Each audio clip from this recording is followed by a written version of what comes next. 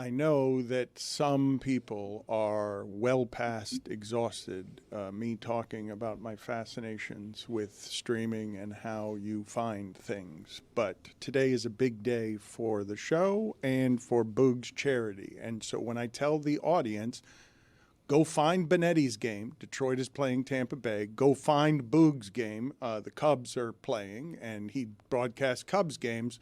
If you want to hear the broadcast infiltrated by Cody catchphrases, because they've already started doing it.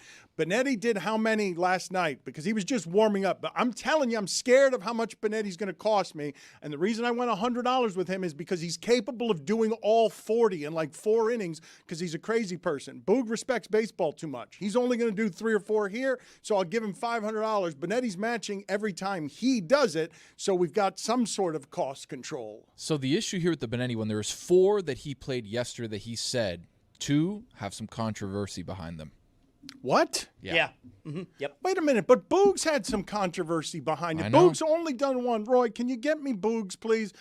Boog has only done one of these, and what was supposed to be, Boog's rate is $500 per catchphrase, $1,000 if he sings it. And Hee Haw 3 was $1,000 because with the bidet up, it is sung. But Boog ended up getting not $1,000 because he did it this way. You know, the plate umpire will drop his signature like, Hee Haw 3 or whatever. See, or whatever disrespects the bidet up. It sure does. It does. Roy, don't look at me that way. It does.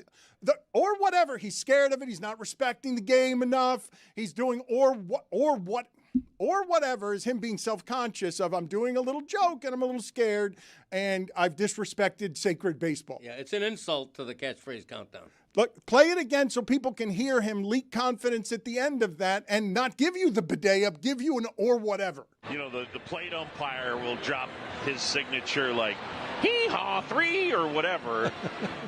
Put it on the poll. Did Boog disrespect the bidet up? What's the controversy around the first, the 2 of the 2 of the Benettis are clean. 2 of the Benettis will recognize, laugh at, and love. I'm concerned now that I listen to Boog's and you guys are criticizing that one the way that you are, that all of these are going to get criticized. An ability to squeeze these catchphrases into a broadcast with any sort of natural cadence is a feat. And to me, I have no controversy around any of them. But Tony was yelling at me. Jeremy, this is the top of the food chain on baseball broadcasting. Not now, ever. These 2 guys go in the ever category of this. It may be hard for us to do. Be hard for somebody who doesn't know anything about a construction business to run a construction business. Who would do that? That'd be silly. But these are the best we've got. Like these 2 guys. And so you're telling me I'm going to be unimpressed by the 4 of these? Well, how will Cody feel about the 4 of these? I think that, Cody loves everything that involves him whatsoever. So he's going to love all 4. For me, there's at least 2 of them that we're all going to agree, well done. The other 2, we'll see. I have a hard line, though, when it comes to people not representing correctly what is my intellectual property. You thought the bidet up was disrespected, correct? Yeah. When he says Hee Haw 3, I think you said that was worth $500 and then you heard it and you knocked it down to $400. What was supposed to be worth $1,000, you're saying is now just $400. Boog cost people with ALS $600. I think we can say that. Yes, he did. You know, the only solution here really is to, pardon me, Hee Haw 3 or whatever. Winners on base, all now the time is here. Mix them up as you're changing on the fly. Hit checks, head tricks are gonna make them cheer. Got the ball start to chirp and riding high. Now it's time for action. Tonight's gonna burn this ball right up. Slap shot will light the lamp so nice. Let's go for a breakaway on the chase to raise the cup. We'll be standing on our heads till we meet them at center ice. Hockey is back, Jack. Jack. Hockey is back, Jack, baby, and we'll meet you at center ice.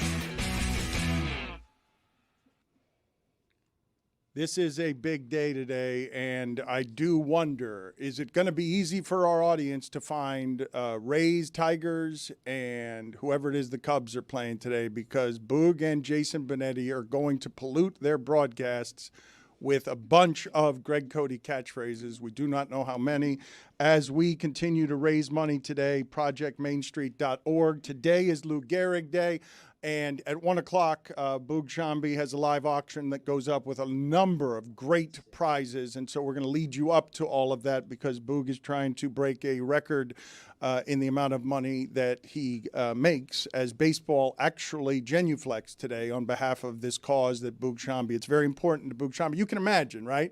Not hard to imagine seeing a friend, someone you love, trapped inside their body and then walking them home all the way. You can imagine that would change you to watch that, and Boog has poured his heart into this in a way that's substantive and has created a giant charity, something that really does important work. So we're going to help him with that today, and he's going to help us, the way he does or whatever. He's going to probably disrespect us in our show because baseball is very important and it's very serious and it's the national pastime. And so to get a hee-haw 3 on a broadcast is an achievement. So that golden voice, a Hall of Fame baseball broadcasting voice. So it would be disrespectful to this show if he doesn't infiltrate properly catchphrases on a day he's trying to raise money for maybe the worst disease of humankind. Correct. Okay. I think the issue is that it has to be done in the way that the author intended, right? Yes. The letter of the law. If Greg Cody says it a certain way, they got to say it a certain way. That's good, Tony. Yes. Greg will rule and tell us whether it was done sufficiently or not, correct? That's what we will do. Because I understand what it is that Zaz is doing, and you know where he just led me, right? Where he just led me is I started saying to myself, really, do we want to do the show where we compare whether it is the worst of the diseases? Oh, yeah. No, I know you already went there. Yeah. Shout out to everyone in the comments section that is already trying to come up with worst diseases. Glad your life has led you here. That is my opinion. I do think it's the worst. Okay, it may indeed be the worst, but I didn't think it appropriate. I'm sort of the managing editor It's here. a competition. It is a horrible thing because you're fully aware of what your body cannot do. It is torturous. There is a Steve Gleason documentary that made me cry basically for the entire film. This is a horrific affliction. Okay, for those of you who do not know, because, yes, it's horrific, and just watching my brother die the last 10 months, sort of body, rotting, decomposing, needing, 3 doctors to hold him up to go to the bathroom, didn't seem as bad to me as what this disease is at the end,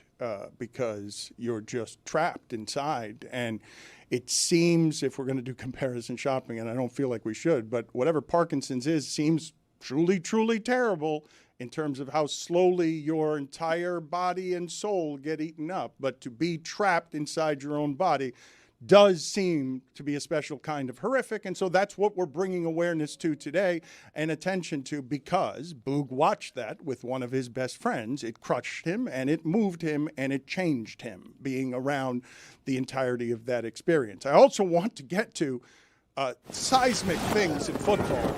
But is it malaria? Is it the Spanish flu? Is it rabies? Or is it bubonic plague? Greg, you've been around covering all of these. Your thoughts? I don't like the dirty demon of debate throwing it to Greg. I want Tony, Jeremy, somebody else. Get me another angel, okay? If we're gonna do this, What, the Angels are going to espouse the virtues Hi, Dan. It's me. of ALS? just get me another angel. Hi, Dan. Good to be here as the only one who really believes in this around here. What were we talking about? I was too busy doing other stuff. No, see, that's not how they. No. We don't talk about death and sickness up here, Dan. I don't know if you know that or not. Everything's perfect. Talk about a no-win topic to Yeah, discuss. that's It's the why he's worst doing it disease that way. ever. That's why he's doing it that way. Yes. It's like There's no way to do it. you can't. I mean, some poor fellow out there has bone cancer, and he's going, "What about me?" You just can't win this argument. He wanted to just make Bone that cancer. joke. Yeah, a lot of people down here with that. I mean, there are so many great diseases throughout time. ALS, though, Mount Rushmore, let's map it out. Jazz? You know what's funniest about that, Mike? What's funniest about that is not you throwing it to Zaz instead of having an angel just naturally argue. It's that they've put up in preview again and again my inner monologue face because they can't tell the difference between that and the dirty demon in debate. They're distracting me. I get it. I'm not even standing at the same microphone. No, they don't. But they just heard What? this. Yeah. Roy, do you have the weakest of the Benettis? I want this to escalate. I've been gone for a while. I want this to escalate. I want the weakest of the Benettis first. Is the weakest also the most controversial? Would you guys say that the weakest is the most controversial? Jeremy, you listened to him. You scouted them out as the weakest, the most controversial. Is there other controversies and other ones? I think that ultimately each one of these has its own merit. I would just start in chronological order, personally. Yeah, because but that's I think not the the show first I was one doing. has. I was asking. The first one. Yeah, I know you do a different show. I want to do the show I want to do. And so what I want is the weakest of these. Roy, you decide because I'd like to know. I want to escalate here. I believe he was workshopping an angel and. Why would Oh you no! workshop an angel? I totally saw what happened. I just need what I need here, and I didn't want. I know that none of you three were listening to me. I know. I mean, they were trying to produce on the fly. I know. Maybe we should cut them some slack. Okay. This is No, not. No, no. this is not. No, this is the inner monologue. What are you doing? Roy, play what you believe to be the weakest one. So tomorrow, visit a participating Arby's location and get a free small order of early fries. Who won? You all did. First pitch, fouled away. Oh. No, Who won? not even close. Who won? I see what you mean. He just went, who won? You can't do that. Yeah, that's it. You can't do that? It's a He desecration. worked it into an Arby's but read. He went, who won? It was like hidden. No, it is. Yes. It's too hidden. Look, listen again.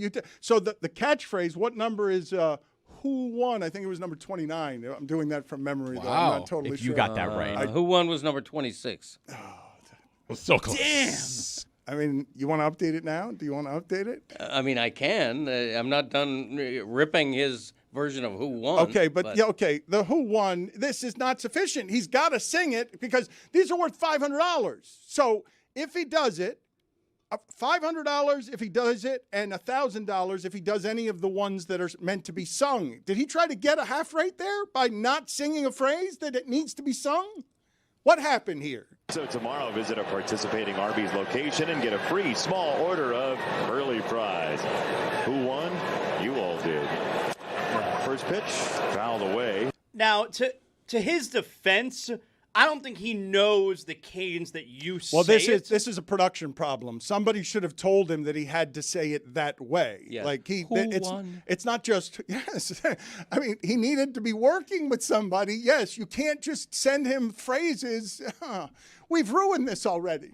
So tomorrow, visit a participating Arby's location and get a free small order of early fries. Who won?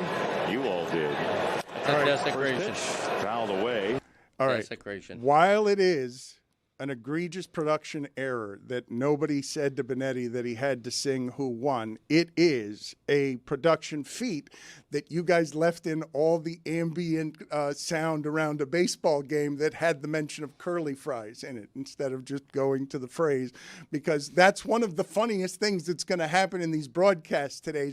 You're going to hear Benetti and Boog be exceptional at their jobs, paint a tapestry, and then they're going to stick something in the middle of what they're doing because they're just practicing here. Today's game day. They have not learned how to do this. We need to get in Benetti's ear and we need to tell him which of these need to be sung. But give me the second of these and let's see. What is that one worth, by the way? $100 for a phrase, $200 for a sung phrase. According to Greg Cody, what's that worth? $50. Okay, so Bare minimum. Let's get the tally going now. Let's get video. Please produce for me some sort of graphic board that allows me to keep a tally during the show today, and let's do this sort of telethon style. The telethon is dead, right? It's not even endangered. No, you bring it back. It's extinct, correct? The telethon is okay. Jack. All right, so you guys keep this tally right because I don't trust this because already, see, this is what happens with my money. Already, we are at $450, and look at what the tally is here. It's $2,100 on the graphic. Like, I'm not going to keep track of this, and you guys can't be trusted to keep track of this. Looks right to me. All right, you guys need to update this 1940 Microsoft the graphic here so that it can tabulate correctly. On my chicken scratch, I've got Jason Benetti with a $50 for who won, according to Greg. All right, Tony, I'm putting you in charge of this, Thank even you. though you're a hustler, and I'm afraid some of this money's going to get stolen. If Benetti or Boog want to give me a call, I will give them a private tutorial. They're very busy today. on Boog exactly- doesn't have any time today. But today's the biggest day of Boog's year. Okay, Like, get his priorities straight. He's got to pronounce it. What about cholera? Proceed with the hellathon. $400 for the first phrase is agreed upon. The hee-haw, the flawed hee-haw that It was would have flawed. What is the max on 1,000. Greg, I keep explaining this to the audience, hoping you'll hear it. 1,000 is the maximum. I would give him. Me maximum. I would give him 400 for that. Okay. Yeah. And it's $50 for Benetti. How about this one? What is this one worth? AJ preaches this since he's been here. We can't worry about that. We have to concentrate on today's game. Let's do whatever we can and fire up for this game, and it certainly seems like the Tigers have done that. Yeah, I mean, you're not going to be able to, like, in the middle of a losing streak, go to Double-A and play Double-A teams. Like, you're not going to Scranton. I actually thought he was setting up. You're going to go to Buffalo with Bernie Parmalee. I was getting excited. Yeah. Okay. Scranton got cut off a little bit. I didn't hear the entire word. That's it. It's just that's where it ended. That's Okay. What's it worth? And he didn't say it in the way that you're supposed to. Again, Yet that's again. another one. He made an effort, though. Is that controversial? Is that of course Yeah. he's making an effort. We're Scranton, paying him for it. Yeah. Of course he's making an effort. He forced Scranton in there, but he didn't say it the way that you got to say it. It was close enough for me. Was it? Yeah. It wasn't for me. I heard an effort in Scranton that I did not hear in Who Won. Yeah, it's controversial because, again, and maybe that's on us, I don't think he knows to say Scranton. I don't think he knows. He just thinks that he's supposed to pick. All right, we need to get on the phone with him Scranton. before this game. In fact, Yeah. I suggest you guys call him. So I suggest we try to get him on today, and I suggest we reprimand him for those two and try to get do-overs or refunds or something. Like, I don't know how this works. So what do we give Benetti for this last one, for the Scranton? But half he's saying Scranton? full. Look, Cody Full decides price? here, Okay. but I think that was terrible. No. You're not going to be able to, like, in the middle of a losing streak, go to Double-A and play Double-A teams. Like, you're not going to Scranton. I heard effort there. Okay, the max is 100, right? Yes. That's an $85 Scranton. Oh dear God, that's how Yeah. we're going to start doing Yeah, this. that's Okay, an he said it, $85 85. You're going to put video you're going to make this is going to have cents in it by the end, right? It's like he's going to give $44.33 No, and there's some no, there- Bitcoin. there's no sense to this. No. None whatsoever. I was just gearing up for another Greg Cody first down. We just had something happen that has never happened before in the history of the show, which is Roy played the Kawhi Leonard laugh at the exact same time I was playing the loser game show sound. So one of us is wrong, and you guys got to decide who's right because we played the same game. Who won? Greg or me? I can't vote for myself. Who won? You all did. You all dang. He's right about that. That's another Greg Cody first down. Play the third of the Benetti sounds. This is going to become messy math. Play the third of the. This is going to cost me so much. As Torque will stand in. Oh, boy. Just a sinker that just gets away up and in. It just looks extremely bad after you've hit 4 home runs. As always, driver comfort is paramount. And the Tigers have 2 on with 1 out here in the 5th. Flawlessly done. Yeah, that's good. great. That's good. That's good. Fabulous. I'm going to give him a bonus. I'm going to give him 110 for that. It was very, very nicely done. Yes. Okay. All right. Again, projectmainstreet.org is where it is that you go. And they're going to be doing this all day. And can I get you guys to stop producing the angel and the demon long enough to tell me how easy it is to get the Rays Tigers game for people? Because I think Benetti's going to do this 25 times today. And I think it's going to make you want to watch Rays Tigers. You should have wanted to watch last night. Tigers 10-9. My beloved Rays are as good as the Yankees. And they're not spending any money. Better. They're better than the Yankees. MLB.tv. It's $30 a month for MLB.tv. If you purchase it, you can get a free month of ESPN $30. Unlimited. What, do we break a window? We gotta. Can't we figure out a Out way? of market games. That's the way you get it. Everything's expensive. Is there not a way? If you have T-Mobile. Driver comfort is paramount. Oh, I'm not going to last this show. This is just, it's too much. As always, driver comfort is paramount. This is a dream come true. The only thing better would be if Vin Scully came back from the dead and said, very good. Who won? The only You thing. all did. Who won? Who won? But you're not going to Scranton. You don't sing who won. You don't sing it. You just say, who won? You don't go, who won? I mean, it's like two different phrases. We'll get Anyway. to A.J. Brown and Myles Garrett in a second. Get the catchphrases ready. Are you ready? Yeah, I'm always ready. Are you Dad. going to be okay? Because when we make you laugh, it's when you cough, and that's when the problematic breathing starts. And now this is a sprint. It's a sprint. Yeah. So are you going to be okay? Yeah, I'm ready. You're sure you're ready? I've never been readier. Okay, because Hell, when I'm ready. Go ahead. when I was looking at you and you were listening to Driver Comfort is Paramount, the last 2 weeks you've been tickled like I have rarely seen. That is ground zero of your narcissism. To hear in a baseball game a phrase that you created that's ridiculous and has no place in the game. As always, driver comfort is paramount.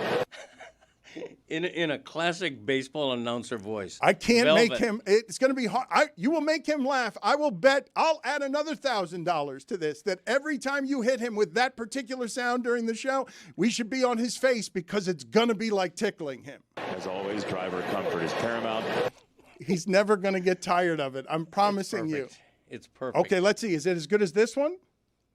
Yandy Diaz's double. He slipped out there on the warning track in left field, and then on this one coming in hard to get the first out. Dragon kicking up all kinds of dust.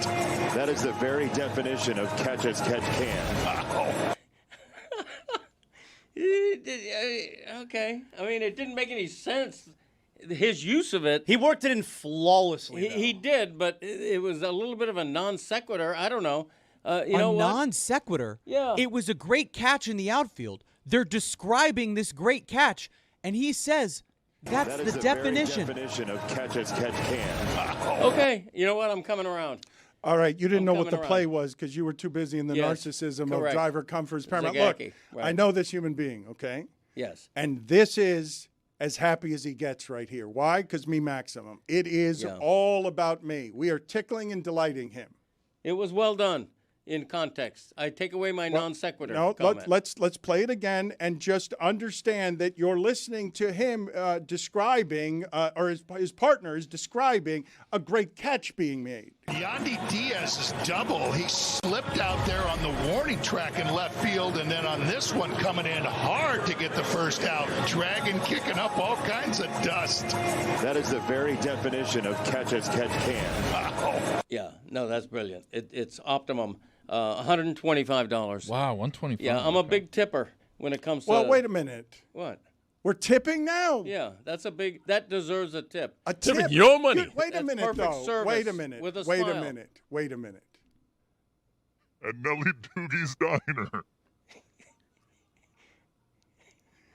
Just I'm okay for charity. I am okay for charity with both tipping and bonuses. I'm also okay with you getting a little reckless with my money. What I'm not okay with is Driver Comfort is Paramount was the best. Like, unquestionably will tickle you all show long. You gave it $10. Right. You didn't love the catch and you gave it $25. And by the time we end up in hour 2 or 3, you're going to be giving $200 tips. You never know. You never know. Mumps? The dirty demon of debate did not want to step on the catchphrase. He's never been left silent. The dirty demon of debate has never been speechless. Well, like, we went 5 minutes about sing-songing and getting the right tone, and he just, no-sold his, key catchphrase. Look. He said, well, you never know. What? Because he didn't know to do it. He did that by accident. That's the accidental comedy that is Greg Cody. He didn't do it because he didn't know he was saying it. Yes or no? Maybe. You never know. I gave you You never know. He's trying really hard. And no matter what he does, I think it's a great effort. Who's this false prophet? One day I'll see him. You're not an angel. Get out of here. You belong with the other guy. Hey. We'll get to Myles Garrett and A.J. Brown in a second. I have the tabulation for Greg Cody. He gave $50 for who won. He gave $85 for Scranton. $110 for driver comfort is paramount. $125 for catch can. That's $370. Also $410 because there's a 10% fee for me. So $410, Dan. So this is going to raise a lot of money, I hope, with the audience for what Boog is doing today. ProjectMainStreet.org is where you go. And it is a day-long effort. All of baseball is doing it, and we are kicking it off because there is not yet any baseball being played today. Now, you rounded up on that 10% fee, right? 11% fee. We do a credit card processing fee also. And Zaslow, you have worked with Boog for a long time, and he gave you your first start in this career. And when I tell you that this is the closest thing that Boog has to his heart, that this is the thing that he moves mountains to get the famous, powerful people to help with something that generally not a whole lot of people can help with. And when you're talking about ALS, you are talking about, I don't know how many of you have gone through the gauntlet that is grief, but this one, the watching of a friend die like this will change someone at their core to watch the soul extinguished. And so people who are living with this day to day, caretakers for these people, they need money, they need help because they need help doing all of the things as their body becomes a prison. So we're asking you to support ProjectMainStreet.org. But before we get to Cody's catchphrases, I did want to ask Zaz just about his relationship with Boog because I want people to understand the humanity behind this project. Yeah, I remember it was a little more than 20 years ago. It was pretty early on when I started working with Boog, where he had to take some time away because he had to go to his friend's funeral. And this was his childhood friend, and they noticed that their friend was starting to behave weird, and he got diagnosed with ALS. And of course, it's a terrible, terrible way to see someone die. And so he created Project Main Street with his friends to honor their friend. And for the first few years, I would go up and we'd go to the benefits, playing a softball game. Mike Lowell was my double play infield teammate. And they raised a lot of money, not for finding a cure for ALS. There is no cure. God willing, there will be one day. But it's to raise money to make people who are living with ALS be a little bit more comfortable. Because as you can imagine, it's incredibly expensive, the chair and all of it.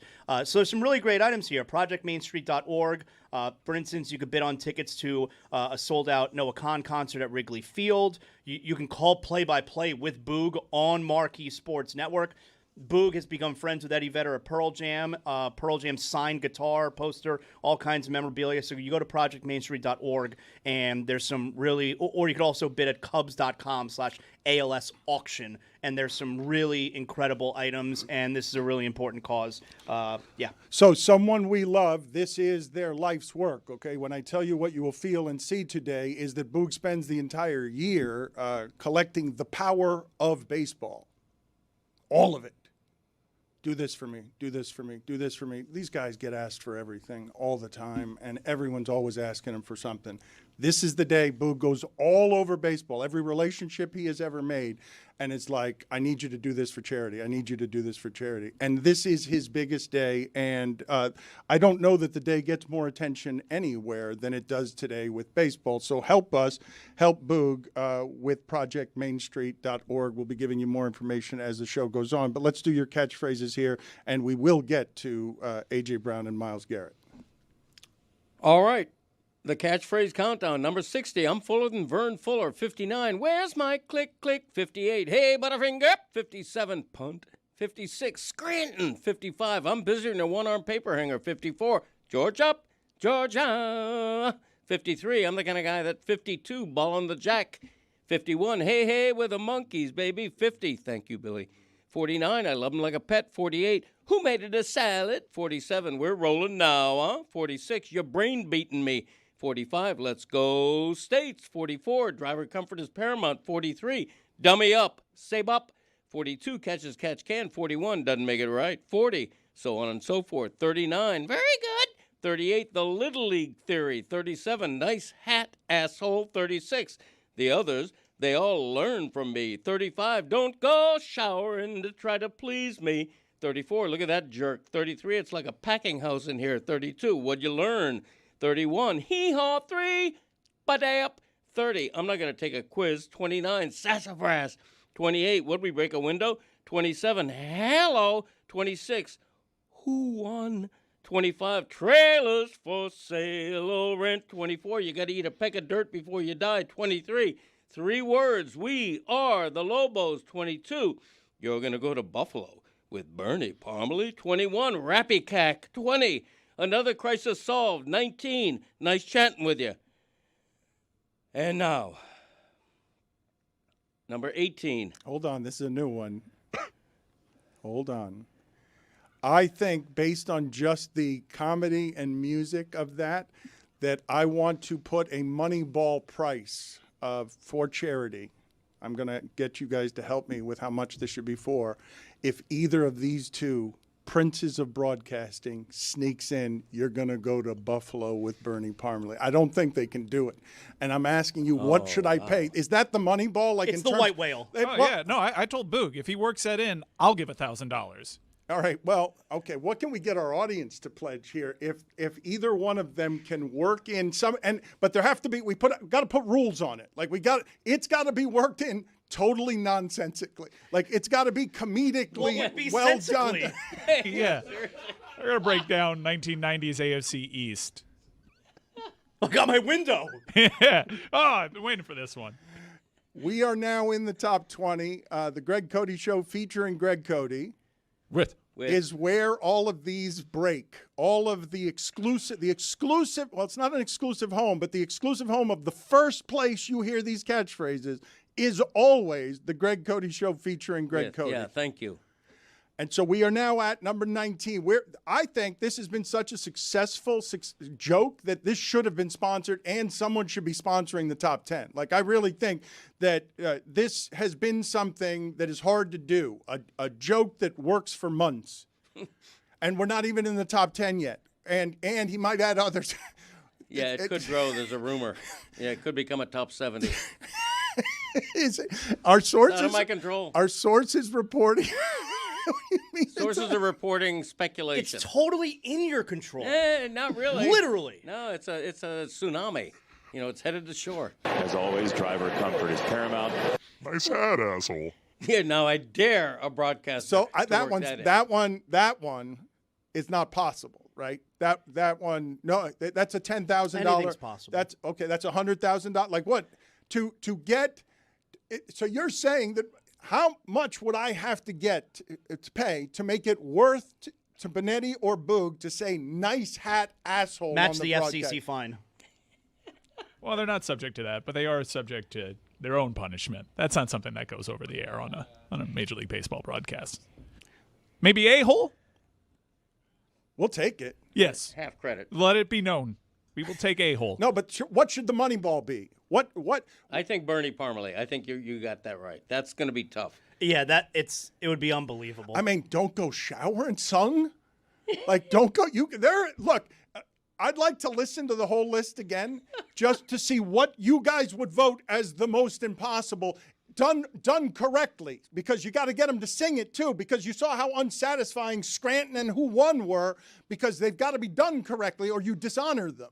I love the cadence of "You're Gonna Go to Buffalo" with Bernie Parmalee and that voice, but it is so nonsensical for any broadcast, even an NFL one, to work that in 2026, that I think we have to give whoever executes this some grace. It really would be just as difficult to get it into an NFL broadcast. Am I wearing you out? Should we go to the bullpen and have Roy find other times you've read these catchphrases so that we don't kill you by the post-game show today? No, I prefer to do them live. Okay, so you want to do it? All right, so you guys... Limited Fake Spiro Adidas would like to give it a try. I got a game. You're gonna go to Buffalo with Bernie Parmalee and the Jags. When he is done with this, we're all going to write down one of these. Your money ball. Choose your money balls here. I want to see if we've got more that are the same that You're are gonna different. go to Buffalo with Mo Alley Cox. All right, ready? Yes. Number 60, I'm fuller than Vern Fuller. 59, where's my click, click? 58, hey, Butterfinger. 57, punt. 56, Scranton. 55, I'm busier than a one-armed paper hanger. 54, Georgia, Georgia. 53, I'm the kind of guy that 52, ball on the jack. 51, hey, hey, with the monkeys, baby. 50, thank you, Billy. 49, I love him like a pet. 48, who made it a salad? 47, we're rolling now, huh? 46, your brain beating me. 45, let's go States. 44, driver comfort is paramount. 43, dummy up, save up. 42, catches catch can. 41, doesn't make it right. 40, so on and so forth. 39, very good. 38, the Little League theory. 37, nice hat, asshole. 36, the others, they all learn from me. 35, don't go showering to try to please me. 34, look at that jerk. 33, it's like a packing house in here. 32, what'd you learn? 31, hee-haw, 3, ba-day-up. 30, I'm not going to take a quiz. 29, sassafras. 28, would we break a window? 27, hello. 26, who won? 25, trailers for sale or rent. 24, you got to eat a peck of dirt before you die. 23, 3 words, we are the Lobos. 22, you're going to go to Buffalo with Bernie Parmalee. 21, Rappy Cack. 20, another crisis solved. 19, nice chatting with you. Thank you for doing that, old friend. And I say this sincerely as someone who heard your son yesterday talking about the Greg Cody Olympics that are coming up, and he will not allow you to run 40-yard dash because you're doing it against Uncle Dick. But I will, yes. We will. So I would like at some point here to play an hour of Greg Cody just reading those so that you guys can see how much worse the hello and who won get at the end because of how tired he is and because he can't keep his stamina up. And if we were to do 640 today when they start Rays Tigers, you live broadcasting opposite that, you just doing your catchphrases for an hour. By the end of that, what you will sound like is broken. Yeah. I will sound like me at the end of a 40-yard dash against my brother. All right. I want to go around the room here. Tony, what's your money ball here? The impossible shot, the one that would be worth $2,000. I'm going to lean to number 23, and that's 3 words. We are the Lobos. Ooh, I'd love that. Okay, let's find out which would make him happiest, because that should be the money ball. So, Jeremy, what would you vote for here among the best, the money ball? It's definitely you're going to go to Buffalo with Bernie Parmalee. I think that has a good chance. Mike, that's yours as well? Cosign. Okay, Roy, do you have one here? Hey, hey, what the monkeys, baby. I'm with you on this. Really? I because you've got to sing that and get them in trouble. Like, you get the Beatles are litigious. Like, well, those are the monkeys. But Yeah, hey, they're the monkeys. Yeah, the monkeys. baby. Yeah. the monkeys. What, Davy Jones. That's monkeys. a pretty bad mistake. Davy Jones and them boys. It's like the worst mistake in show history. Construction company, guys. The He's a Beatles are construction man. litigious. The judge would be so confused if the Beatles were suing over that. Hey, no, we're the monkeys, baby. What's the fine on that? It's a bad mistake. Just $5, man. No, fine. Yeah, it's been a long year. Yeah. Hollywood changed. I got you covered. Here? $2. Euros. Writer's strike. That's the tip. Plane in the sky pandemic. construction company now. Hard hat boy. Hard hat boy, I like that. Well, let's do this. Dan's running a construction company right now, and there isn't a worse person in human history to be heading one up. There are people running the construction company that would not say that I'm running the construction company. My wife's father was a very big and good general contractor in town, and he left an estate that. It is a very good estate, yes, but it has a business, and I don't know anything about construction. And what? That's crazy. Wow, I can't believe and it. so what's happening daily to me is a little confusing because Mike likes to joke. Okay, look, I heard yesterday in the meeting Jeremy called a delicate flower, and then I thought to myself, because you guys said this morning, there's no one less qualified to be doing anything with a construction company than you, Dan, and I'm just staring at Jeremy. And I'm like, they think I'm worse at this than Jeremy would be? Think about how bad that is for you. You get me one of them no-show jobs? Better get Billy Corbin on that. Too, yeah. Yeah. How does the foreman look at you when you're like trying to force Stephen Colbert into the conversation? That was not meant for air. The Colbert part? What is your money balls as? Who make the salad? Oh, wow. I believe I'm reeling right now, not from the construction company thing, from the mistake of confusing the Beatles and the Monkees. That I've been disoriented since then of how tragic a mistake that is because my mind's not right. Fabulous.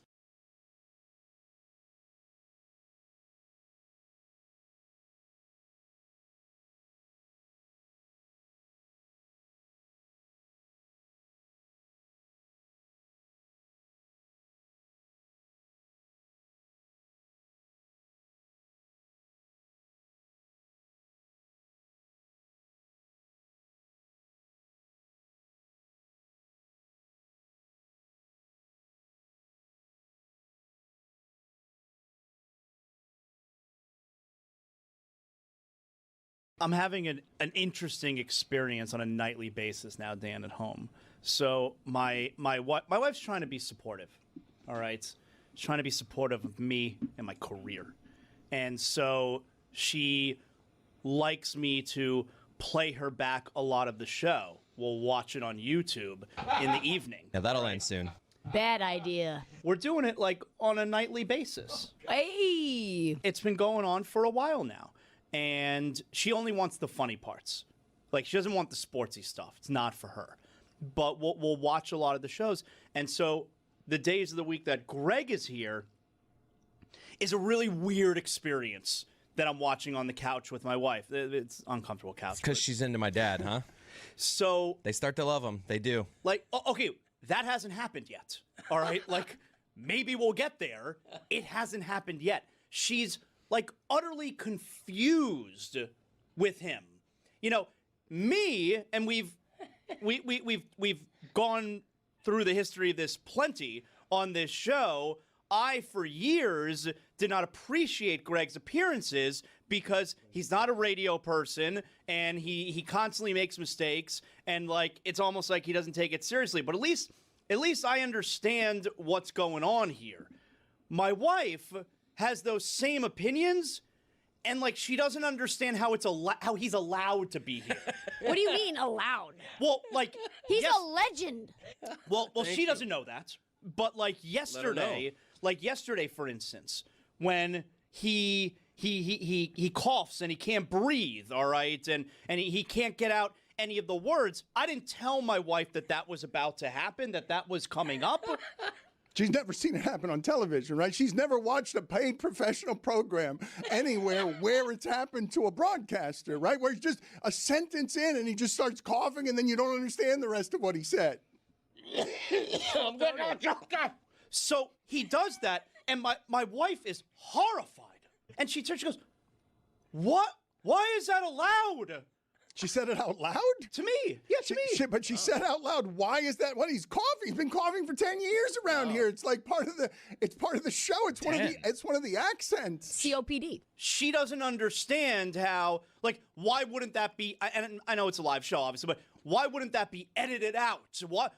Why is that okay for him to do that? And does she understand the show at all?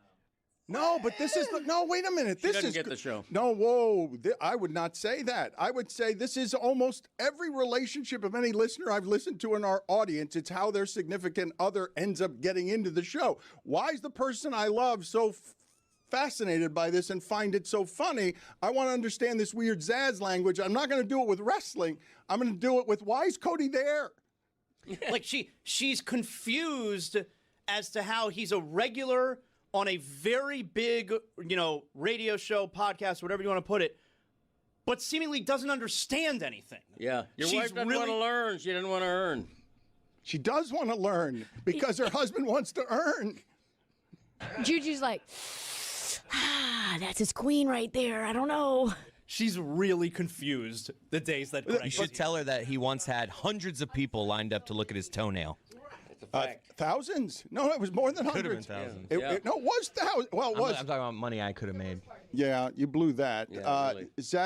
What Zaslow's wife just realized with Discovery is what Zaslow realized once upon a time. When he was a producer at the start of everything we were doing here and Cody was on the show, he'd get, why is he there?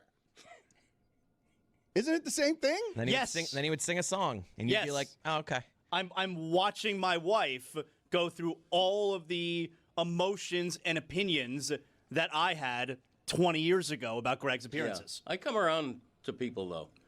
I'm an acquired habit. My mom thinks you're the best part of the show. She thinks you're the star, Greg. See, that's a woman. So does mine. That's a woman. What is that supposed to mean? Put on the poll at Le Batard Show. That's a woman. Yes or no? A little sensual.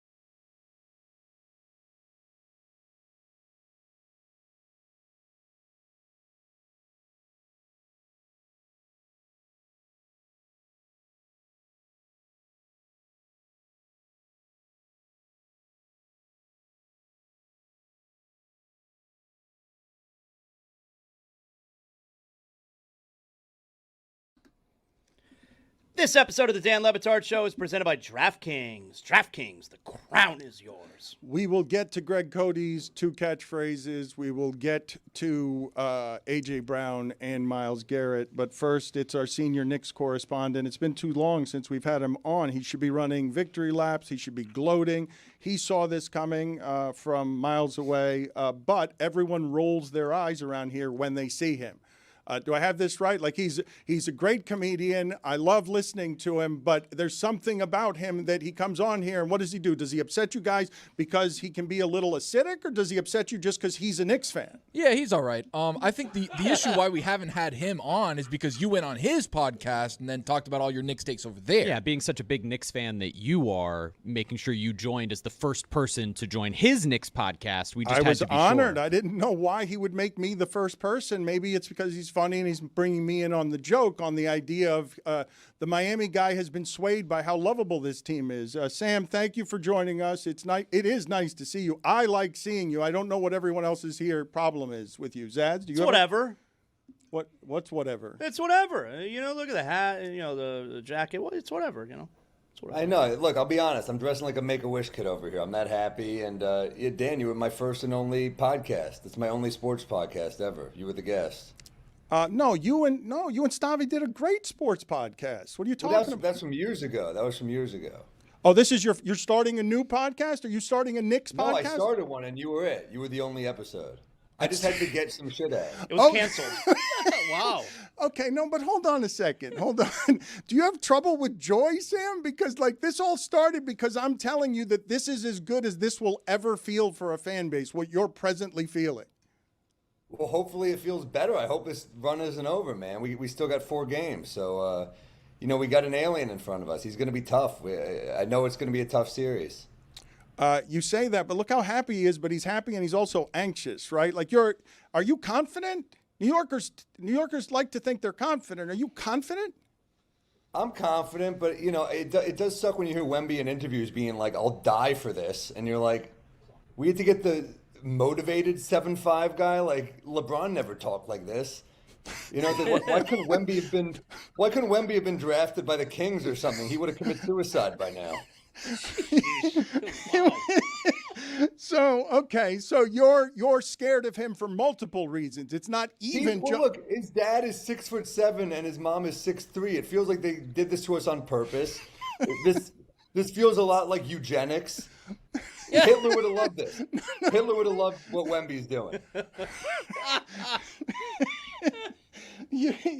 Are you confident, though? I know publicly you have to put on a brave face, but what you're seeing is somebody that is coming from a different planet.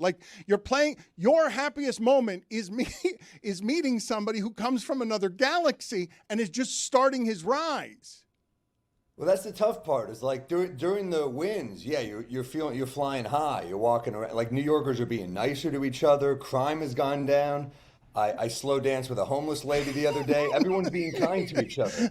But, now it's real. And now you're like, yeah, now it's nerve-wracking. It's like, you're happy when you get engaged, but now the wedding's here, and I'm like, damn, I hope this works.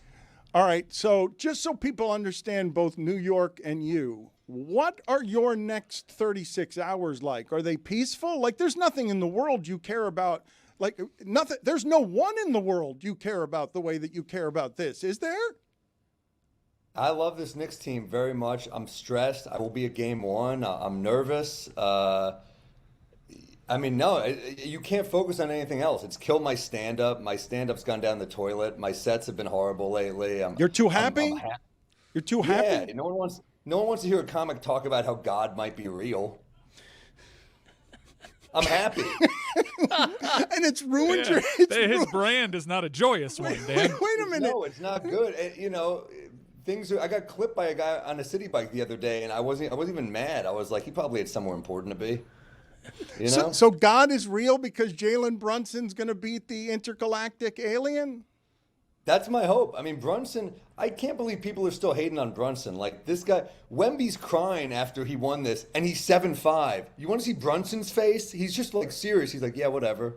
This is what I'm supposed to do. Why is the 7'5" guy more emotional than the second-round pick who was not supposed to be here? This Spurs team is a team full of overachievers. These are 3 kids who got 1600s on their SATs. They hit 3 straight years in the top 5. We're a bunch of guys who got picked later, other than Cat, obviously, but Cat had his own issues, and here we are. This is a team of lovable underdogs, as you said it, Dan. They are, but Strawman. Who's killing Brunson? Everybody loves Brunson. Who's killing Brunson? They're still Draymond still hating. Becky Hammond still hating. She goes, prove it to me. Prove it to me that a 1A guy. I'd love to prove it to you, Becky. I hope he does prove it to you. Shut up. Get over it. Just say maybe you misjudged it. Why can't any of them be like, maybe I was wrong? They all sound like villains. Like he's too little. He's killing people. There he is. You're too happy and it's ruined your stand-up. You're announcing that to the public. Your career has been ruined by this Knicks run. Yeah, it's over. Unless they lose, then you're back, Jack. If they lose, I'm coming back in clown makeup, dude. It's going to be dark. Sam, what would you do if you had a show during one of the nights of the finals? Well, luckily I have a show only on Saturday, an upstate gig. I would have canceled. I think that's in my contract if I get really sick and act of God or if the Knicks play a playoff game. Yeah. That's awesome. Are you going to all of the games? I can't make all of them, but I'll go to every one I can go to for sure, and I'll be watching everyone. How does this work with you, though? Like, is that an awkward call? Obviously, it's a very expensive ticket. Obviously, everyone in New York wants to be sitting next to Tracy Morgan, and obviously, I would say that you, Ben Stiller, I don't know, what's the Mount Rushmore right now? Chalamet's up there. Chalamet very high. I'm not anywhere near this shit. No. I'm like second, third tier Knicks fan. But I'll whatever it takes to be in the building. I don't care where I sit. No, but the thing I was asking you in terms of who those people are and how they actually care about the team, care. Yeah. Ben Stiller's at the top of the list, and I think the way you care about this is unusual. I understand it's a hot ticket, but how awkward is it to try and get into the building? I'll find a way in. I'm not worried. Do you think you care more than Ben Stiller? That one's tough. This is what they try to do. They can't let us have anything. They try to tear us against each other. Just a question. I refuse the question. Okay, you reject the question. He can't do that. he just shut down the question. Zaz, are you mad at him because you're mad to see the Knicks in the finals? Like because you're two-time champion Heat broadcaster? The Knicks have not hurt me in over a quarter century. Like, I don't even have the energy to be angry with the Knicks in the finals. I think Sam's right. There's a lot about this Knicks team that's likable. There is. Thank you. Wow. Thank you. I agree. And you know what? This Spurs team, they're all like perfect. They're all achieving at 22. What's likable about that? They're all killing. You know what the Knicks are? Cat is kind of gay. OG is sort of autistic. Brunson's head is too big. Mitchell Robinson's obsessed with trucks. Josh Hart's always eating candy. This is America, this Knicks team. Jack. How about Landry Shamet? You got something for Shamet? He's just a sniper, dude. 11 of 12 threes. No, but get out of here. In terms of all the improbable things, okay? 18 threes and a half against Philadelphia. Landry Shamet is 11 of his last 12 from threes. The most improbable thing is what? We just got to keep up the shooting, man. I mean, Bridges has been out of his mind lately. I got to give a shout out to Mikal Bridges. Like, he gets all the hate because we gave up so much for him, but like, we're not here without him. We don't beat the Celtics last year without him. Like, you keep getting better each year with the same core, and Mikal Bridges has been outstanding. Can you you're good with words, Sam, but I'm going to put you on the spot here. Articulate how you feel about Brunson, because when I tell people, they've been objecting around here about this, I've been saying it for a couple of years, Brunson's going to be the most beloved Knick there's ever been because no one at that size gets to be that. And he's going to have to do it against a 7'5" guy, and there's never been someone in sports that Sam trusts this way, I don't think, where you believe he's going to beat everyone in the fourth quarter.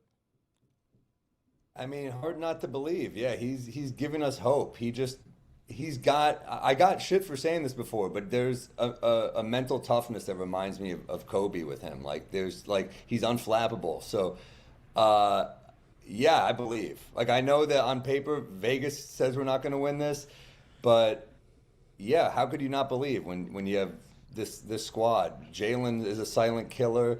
OG is a silent killer. This team feels like professionals. But Sam, after they were down 2-1 to Atlanta, the last time they lost a game this postseason, over a month ago, you were trading everyone, right? No. I was pissed, but I was like, there's no way we should lose this series. There's a video footage of me behind C.J. McCollum's interview hidden with one of these Knicks in 5. I didn't believe we're going to lose. You're a believer, but when it comes to confidence, I want to really drill down on this. You're not allowed to say that you fear Wemby, right? You're not allowed to say that if I speak to your darkest fears, you think it's his time and America's rooting for him. You think America's rooting for Wemby? Yes. I think he's incredible. I mean, what do you want me to say? He's a phenom. He's a great player. Yeah. All right, now pull up the one of Mitch on Embiid, dude. Fuck you, you favoritist. But neither of these are the Knicks. Why are you upset? Sam's still there. He's a great player. Am I annoyed that he got drafted to the Spurs? Of course. Yeah, it's not fair that they went from David Robinson to Tim Duncan to Wemby. If Elon Musk won the lottery, would I be happy for him? No. The rich get richer. Fuck him. It's ridiculous. But is he incredible? Of course. And it's not just him. Castle's a hell of a player. Harper was, they killed it with that pick. It annoys the shit out of me that Champagnie is an incredible shooter. Fucking Daryl Morey. You know what? I've talked to him before and he's a cool guy, but he has made some of the dumbest ass moves of all time. You give away McCain for pennies on the dollar, and you cut Julian Champagnie, who's a sniper, for fucking Mac McClung? You did it for a show pony? Are you kidding me? Which means either way, if the Knicks played the Thunder or the Spurs, it's Morey's last laugh. Do you think Tom Thibodeau's rooting for the Knicks? Yeah, I do. Yeah? Because I think Tibbs is a class act, and yeah, those are his guys. So how could you not? You mentioned Daryl Morey. He was on the show with us. He wrote a play, or he wrote a musical, and he did a small bit of it for us. Do we want to have sex with giants or know what's between 4 and 6? How to bring the parts into compliance? I just cannot grasp the mechanics. I'm confused. You should be, honestly. But you killed him. You crushed. Why'd you crush Morey? I haven't heard anybody. He's going to get another job, isn't he? He's a talented GM, but that pissed me off that he gave away Champagnie for nothing, because I watch all the games, and Champagnie hit 9 threes against the Knicks once. I know he's a sniper, so it annoys me that we have to worry about another guy. Sam, the last time the Knicks were in the finals, you were like, I think, 13 years old. How is your emotion right now compared to how you felt with your team in the finals way back then? I'm more emotional. It's sad that as I get older, I'm more emotional because I should have more to live for, but I guess I don't. This is it. 13 years old, you haven't really suffered enough, and this is if you're a real sports fan and you haven't won and you've come close and your heart's been broken again and again, you either give up completely or you still somehow find a way to believe. And I believe, man. I believe in this Knicks team, and Brunson's given us reason to believe. You know, I mean, this shit ain't nothing right here. This is pretty damn special, you know? What is that, a magazine? Nobody reads those anymore. The New Yorker. Oh, yeah, New Yorker. It's on the cover of the New Yorker, Dan. I'm sorry, you fucking I'm sorry, it's not the Miami Herald, dude. Fuck you. Whoa, I'm a Pulitzer winner. Whoa. You are. Dan, I have to give you credit. You're a very good writer. Like, you really are. Like, your texts to me are in your voice, and I laugh. Can I read one of the texts Le Batard wrote to me? Because they're in his voice. You guys text with Dan, so I know you know he does this, but this is my text after game 1. This is a betrayal. This is a betrayal. After the Knicks. No, I'm saying you're a good writer. This is the Knicks beat the Cavs in game 1. And what's the context? The Knicks came back in a ridiculous fashion. 20 points with 7 minutes left. What this text, just so that I think what he's going to read here is, I am insisting that dark Sam Morrill feel joy. I'm insisting that the boy who was carried out when Patrick Ewing missed a finger roll. Is that your first Knicks memory that you were? Yeah, that was the first one that really hit home. Your first Knicks memory is what? Hysterically crying in front of my family. How old were you?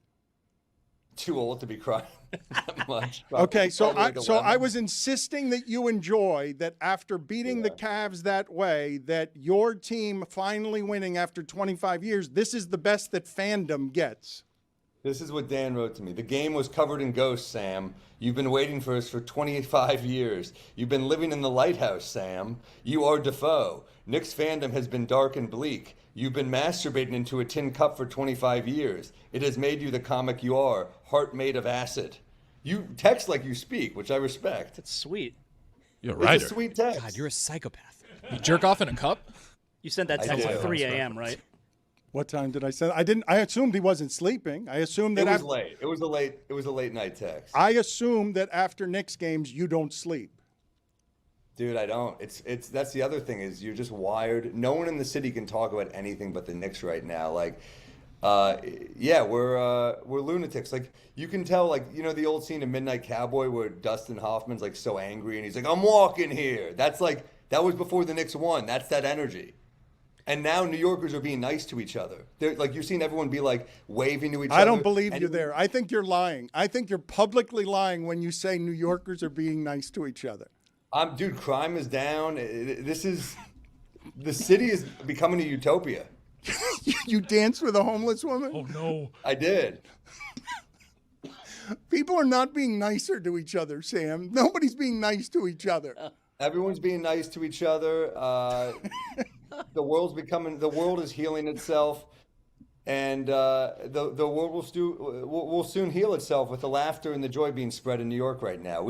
I want 7th Avenue to be on fire. I want this. I want this for the city. Bigger Knicks fan, you or Michael J. Fox? I'll give it to Fox. He's been alive longer. He's a legend. He's a class act, that guy. I love Michael J. Fox. Sam, how many times has Dan texted you about Larry Johnson's 4-point play? I don't actually think you have texted me. Wow.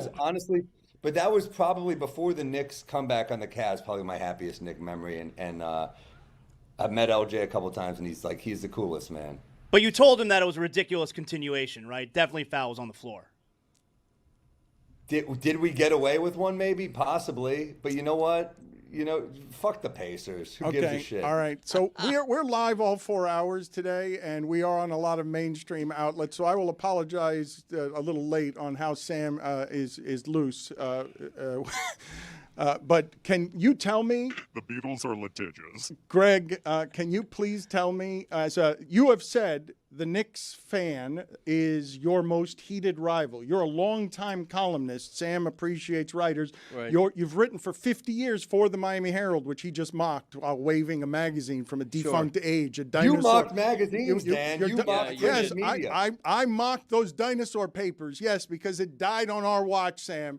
Magazines and people reading and literacy in general died on our watch. Not the New Yorker. Not the New Yorker. Brunson's on the cover. But Sam would have for 25 years just about hated everything you are. Right. And you, for about 25 years, would have hated everything Sam was because you think that the Knicks are the biggest rival the Heat has, not the Celtics. Right, but I don't root for the Knicks for that reason. I cheer for this final like a fan would. It's the TV ratings are going to go through the roof. Knicks, who haven't won in 1,000 years, versus Wemby, the ratings are going to break records. And I think the Knicks winning would be the greatest story in sports, more than Wemby. Wemby doesn't need it. He's 12 years old. He's got plenty of time. The Knicks haven't won since '73. Knicks winning is the best thing that could happen to the NBA. You heard it there. I mean, I agree. I think we are a historic franchise. It's been 53 years. Like this is a long, long wait for a city that is upset. I mean, think about what real estate goes for in New York, and there's a basketball court every few blocks. Like, we love basketball. So, yeah, we're hungry for this, man. This means more, I think, to Knicks fans. Like, one ring means more than, like, 3 or 4 to the Lakers, or the Celtics. Like, we need this. Bigger Knicks fan, you or Turtle? Ferrara's hardcore. He's pretty hardcore. He's I don't know. I feel like we're neck and neck. Jerry and I are both pretty hardcore. Can you explain to people the difference between the Knicks and all the other teams? Like when you say it feel like 4 to the Lakers, if I tell you New Yorkers, if I say, hey, you can win this many championships in Yankees, Mets, Jets, Giants, or the Knicks can win 1. Like in terms of what this team means to this city, it means more than the others, does it not? Yeah, there's some people who only care about hockey, and there's some people who only care about football. I like all sports, but I love the Knicks. To me, the Knicks are the most important. So I think a Knicks title. I mean, look at the droughts. I mean, the Rangers won '94, which is kind of becoming a drought. The Giants have been. I mean, the Jets and the Knicks are the two droughts really in New York. But if I say to you, I'm asking you to speak on behalf of all New Yorkers. But don't you think that a Knicks championship feels to New York with memories and everything else because it's been passed down through generations more than a couple of Super Bowls, more than if the Jets and the Giants won? Well, in New York. and isn't it the way that I've had explained to me, Sam? It's because like every basketball fan in New York, like the Nets are New Jersey, like every basketball fan in New York is a Knicks fan. Well, the other sports, it's the team that's The actually Nets are in the joke. city. It's the team that actually lives inside of the city. But also, they're in Brooklyn now, the Nets, but no one takes them seriously, and you can tell that by the fact that like you pull in KD, Kyrie, and Harden in their prime, and no one went. No one gave a shit. It was like if Denzel was doing community theater. You're just like, this is sad that you have this level of talent and no one gives a shit. Meanwhile, the Knicks get Julius Randle, who was killer. We loved him. He revitalized us, and we're every game is packed.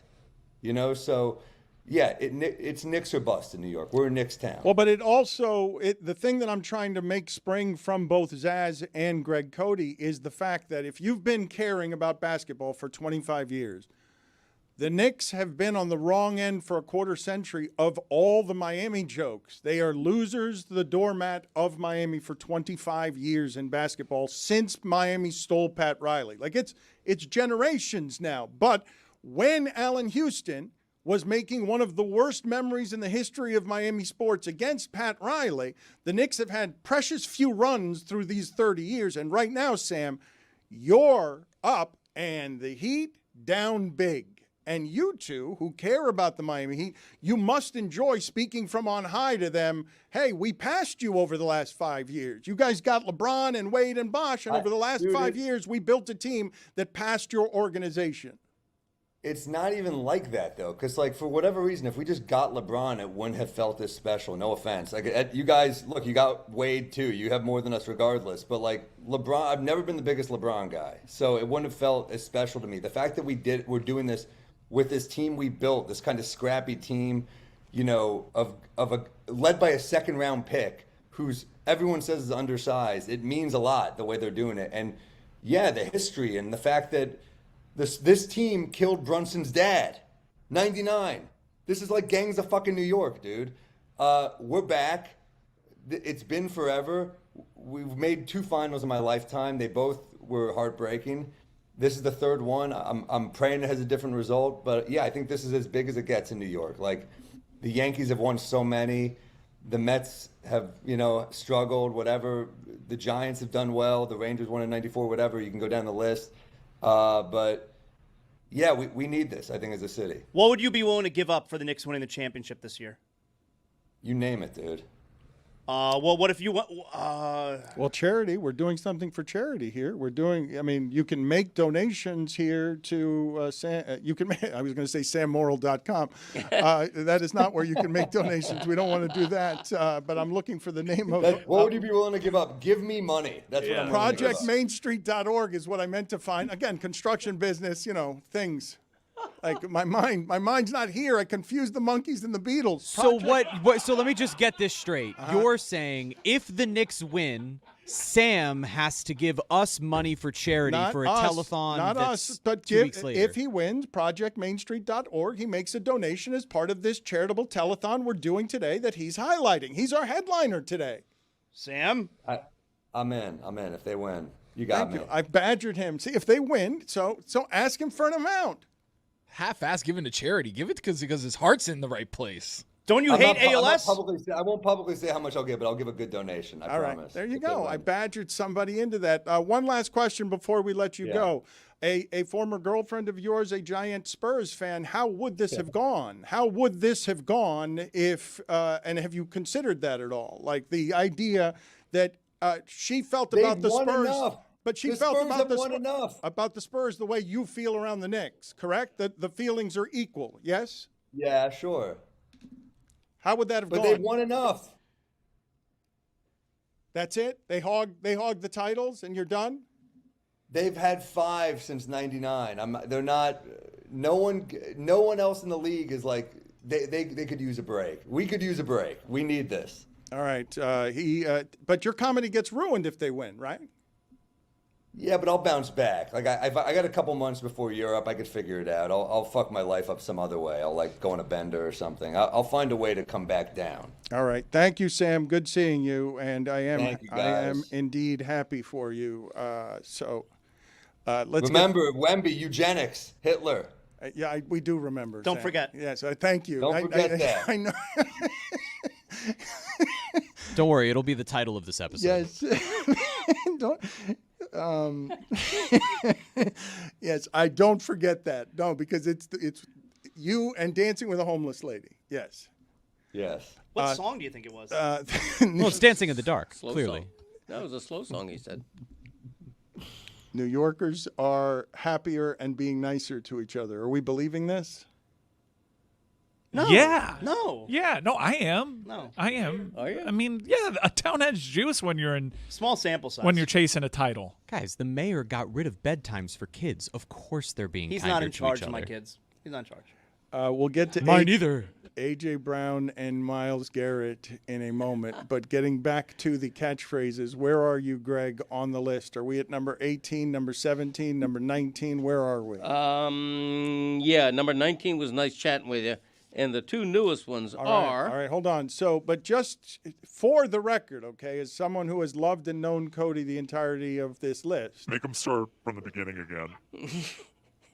Okay, we will do that. But nice chatting with you is a hell of a dismount at 19. Yeah, I am chatting with No, the I know. apostrophe. I know. But, Greg, you've been saying that since I've known you. That's how I signed off with Paul and Young Ron every 2 weeks. To think that Greg has 18 better than that suggests that what is coming your way down the pike this summer, bigger than the World Cup. No, this list is a monster. Like, if you're telling me that nice chatting with you is 19, when I think of that one, like, I would assume that's right at the top. If we're being honest, he probably has 28 better. That's why the list may have to grow from 60 to a top 70. Is it really going to? It just might. Are you just It's report out of my it now? control. It's out of my control. Totally in your control. No. There are forces in nature larger than Greg, myself. do you already have one or two more? Like, do you have two that could have been in and should have been in, and you're regretting are not in, and therefore you're going to see if you have 8 more? Are we? They're coming to me all the time. I thought of one the other day that I added to the list. I'm going to possibly. So if you're still adding, see, you just saw what happened there, right? That's why it's out of my control. Zaz, you saw what happened there. How can one that you just think of be better than any of the ones you've already ranked? I'm not saying it's better, but it's in the... It's a list. That's how lists work. It's in the conversation, though. No. Let me tell you something about lists. Okay. If you make a list... Been waiting for this. Okay, this is Zaslow's personal list. Top 100 NBA players of all time. Yeah. Is everybody going to agree with that list? No. And the order of it and the ranking? No. Exactly. Zagacki. No, but if I came up with a list of 100 best players and then I remember a player I forgot, he wouldn't just be shoehorned into the top 20. Yeah, he would. What if you forgot? What if you forgot Elgin Baylor? Nice chatting with you. You boxed me in. I can't believe that's 19. Like, this is going to be such a monster list. Sponsors, I'm telling you, there's big money here. Sponsor the rest of this list. The next 19 are going to be beasts because, Greg. Yes. 18 is going to be revealed right now, and it's going to be better. You're telling me this is better than nice chatting with you, which is, I think, an eternal first ballot Hall of Famer. Okay. This is my list. I mean, for me, it's one spot better, but some may disagree. No, but you're respecting your list by trying to make these the best, correct? You know nice chatting with you, Greg. Nice chatting with you. Greg, you've been saying it since I've known you. It's almost your first words in our relationship. Yeah. Nice chatting with you. It was my first word. It was my first words in the crib. I'm going to say the first time you ever made me laugh was when we had a very short conversation. That's when you use it best, and you say nice chatting with you and you hang up. Right. Is this a bit? Are we actually going to get to the list? 18. He ain't heavy. He's my blank. It's not really blank. You fill in the blank. I'm getting a plastic tub that weighs 40 pounds down from the attic. My son's Michael is bringing it down for me. He says, "Damn, this is heavy," and I go, "He ain't heavy. He's my plastic tub." That's an example of he ain't heavy. He's my blank. Okay. One more time, further away. Now, Christopher did not particularly like that one. He did like number 7. How can that be? I had a nice chatting with you. Nice chatting with you. He ain't heavy. He's my blank. Okay? It's my first fill in the blank in the list, so it's making history here. And you want number 17? Not really. Okay. I'm kind of with Dan. Whoa. I'm the kind of guy that's not filling the blank? No. How is this How? list so I'm the kind of guy bad? that... How is this list so... How can the list... Well, maybe the next one's better. I mean, that's the way that lists work. The next one should be better, right? It should be. Yeah, one better. Number 17. Hey, that's what I'm talking about. I feel like that's my phrase. I regret asking... I say that's what I'm talking about. I regret asking... What do you do? You I've been just saying stole it- one of my no, phrases. I've been saying it longer than and you have. made it sing-songy. It is sing-songy. That's You have to my sing it. gimmick. That's what I'm talking about. That's my How phrase. long have you been saying that? My whole in the crib. Oh, you're stealing my crib line now. Uh-oh. Now Zaz. we got a crib off. No. You You know don't- what just happened? He just got cucked. Which one of us? He took your catchphrase. That's bullshit. And you just sat there and watched. Okay, do you say hey? Because that's a key to this. I say, that's what I'm talking about. Okay, you don't say hey. Hey, that's what I'm talking about. So you just take someone's phrase and put a hey in front of it, and all of a sudden it's yours? I had no idea you said that. As always, driver comfort is paramount. Bullshit. That's what I'm talking about. That's my phrase. Okay, and my phrase says, hey, that's what I'm talking about. You can't just take something that I say and make it sing-songy. Sure I can, and throw a hey in front of it. Hey, with the monkeys. Hey, that's what I'm talking about. The monkeys came up with that. What are you talking about? Well, no, that was the Beatles. The Beatles are litigious. Who won? You all did. No. Who won? It has to be an elderly lady's voice. Yes, thank you. It's my mother. She's like 87 years old, sitting on the couch going, who won? Please stop for just a second. And I'm sorry to do this because we'll get to A.J. Brown and Myles Garrett in a second. The idea, this is stunning to me, Zaz, and you are right to be insulted. Zaz is a radio legend in this market. It's legit one of my top phrases. No, I'm going to say top 3. Yeah. The one I'm going to say, the one I most associate you with. I would say, wait a minute. This is so disrespectful, I can't even fathom it. Like, Zaz is a radio legend in this market. Hard stop. He's got 5 signature catchphrases. This, I think, is number 1 for me. What are the 5? Do you have 5? I know what number 16 is for Greg. I hope it's hey Thai food. If you were making a signature phrase list, that would be how long? That's what I'm talking about. Would be very high on the list. Would it not be number 1? What would I be mean, your- also, bad news for blank. Yeah. Very what about high. hey bad news for blank? And making it sing-songy. It's not yours if you do that. It's my phrase. All right, short list by you. Go ahead. Also, what do you say? That's mine? You can't just add a hey in front of, hey, what do you say? And now it's yours. Wow, that kind of sounds better. It does. Yeah. It sounds hey, like- what do you Hey, say? what do you say? It's not better. No, it is. It's worse. Hey, what do you say? It's worse. Hey, what did he say? Yeah, Greg. Hey, what did he say? That's so good. Thank you. It's copyright. Cucky, right? He's back. By the way, if I could just tell the audience, okay, because it's happening again. It seems to happen every few days. Yes, I have seen the picture of the Cuck Command Center. You don't have to send me the tweets anymore. I've seen it. Thank you. Thank you.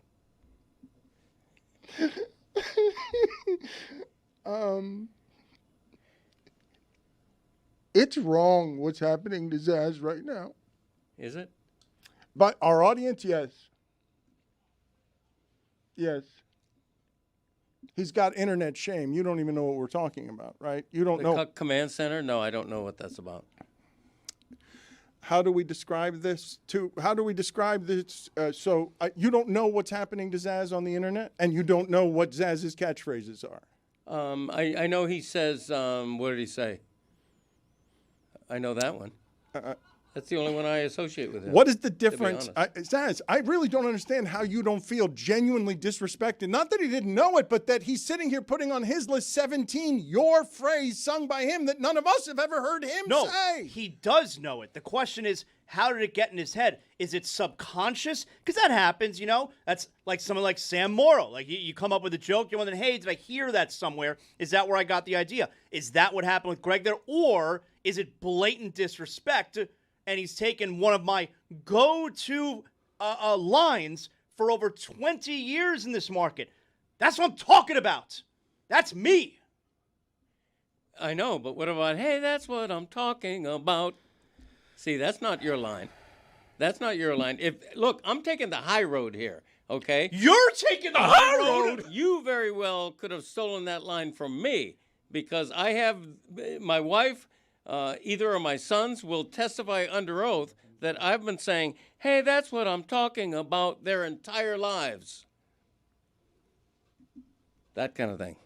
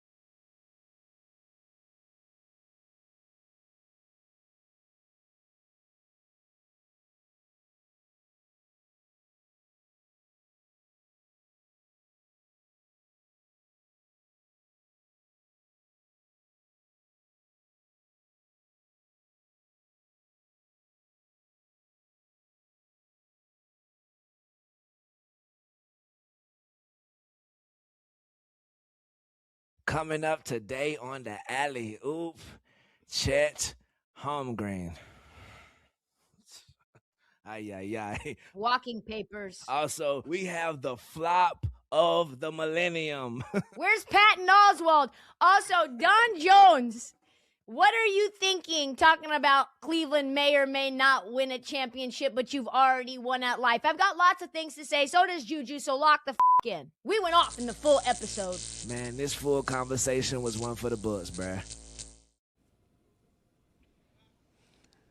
Greg Cody, can you please give me some assistance? I need some help from a mentor and someone I admire on the correct way to run a business when the following happens. I walk into the other room, and on the televisions, headlining for the merchandise this show sells, LeBatardAF.com, is a shirt celebrating Zaz and one of his best jokes on our show. And on all the televisions as I come out, I'm surrounded by a T-shirt that says "Not a Cuck." And Greg Cody, when I walk out there and the star of that T-shirt says, while looking at the business he's invested his heart into now, who's the market for that? When the star of Not a Cuck looks at that T-shirt and says, who would buy that? Do you think that I'm doing advertising wrong? It's a weird T-shirt. I don't think Zaz would buy it or wear it. And so therefore, I'm trying to figure out who might. Do you understand the structural business flaw I'm asking about? When I'm walking out and the star of the T-shirt of merch meant to use his name, image, and likeness in the modern age to create fandom around his character, as everyone knows, identity is currency. Yeah. The Not a Cuck T-shirt, if you're going to wear that on a college campus, you're going to be celebrating the secret Zaz that's not doing broadcaster guy. He's doing Not a Cuck. Yeah. I don't even know how many people know what the word cuck means in a sexual romantic Do you know? context. Do you know what it means? Given that you didn't know what the Cuck command sender was, and this is what's burying. So maybe those people are a market for the Not a Cuck joke. The people who are Zaz is getting buried on the internet, and you don't understand why. Yeah. You're sitting in the middle of our show, and because I don't think you know what a cuck is, and Well, you don't of want to course be I do, out. Yeah, I do. You know, I'm a learned man. You know. Do you know what's happening to Zaz on the internet? I don't know. I'm not on the internet every day. Really, you go days without being on the internet? Well, first of all, is it YouTube? Is it Instagram? Like, what is happening where to you? Twitter. Twitter. Yeah. Okay. We don't call it Twitter anymore, but your point is well taken. X. No. I have zero idea what is happening to you related to cuck on Twitter. I don't know. Our listeners like sending me pictures of different cuck chairs, almost always in hotel rooms. Okay. Yeah. What's a cuck chair? So you don't know what a cuck is? Yes, I do. What's a chair, though? So put two and two together, then. If you know what it is, you know what a cuck is, you know what a chair is, right. Put two and two together. What do you think it is? It doesn't matter. It's okay. I'm going to investigate No, this. well, Yeah, of you course, should no, investigate. you But don't. I will say, when we're talking about the market for these shirts, I did recently purchase with my own hard-earned money a shirt with Greg Cody's face on it that says, "My wife always handles the wand." So there are people out there who are There going you to go. buy these Thank shirts. you. Where's my residual? Well, David Sampson says that without Dan, none of us have a face, so we don't get any money from that. The other question I'm asking, though, the rest of you, before we get to A.J. Brown and Myles Garrett, I am going to get to that here. Is that the way to run a business? Like, just as a curiosity, I don't know whether I'm speaking out of line here. You are now full-time. Like, you are somebody who's got a percentage of Meadowlark Media. Zaslow is officially, I don't know, yes, let's celebrate this. I don't know whether there's a company announcement of some sort. There's lukewarm interest. Thanks, Tony. I thought you were always full-time. You get the Pulitzer now, too? I can claim it now. Yes, he works Congrats. for a Pulitzer Prize-winning. all right. Thanks, Roy. Wait a minute. While he was here, he worked for a Pulitzer Prize-winning media company. So everyone but me and Greg, then. Greg is not full-time. No. Nor do I own a share of the company. Do you want to be full-time? You could be. Really?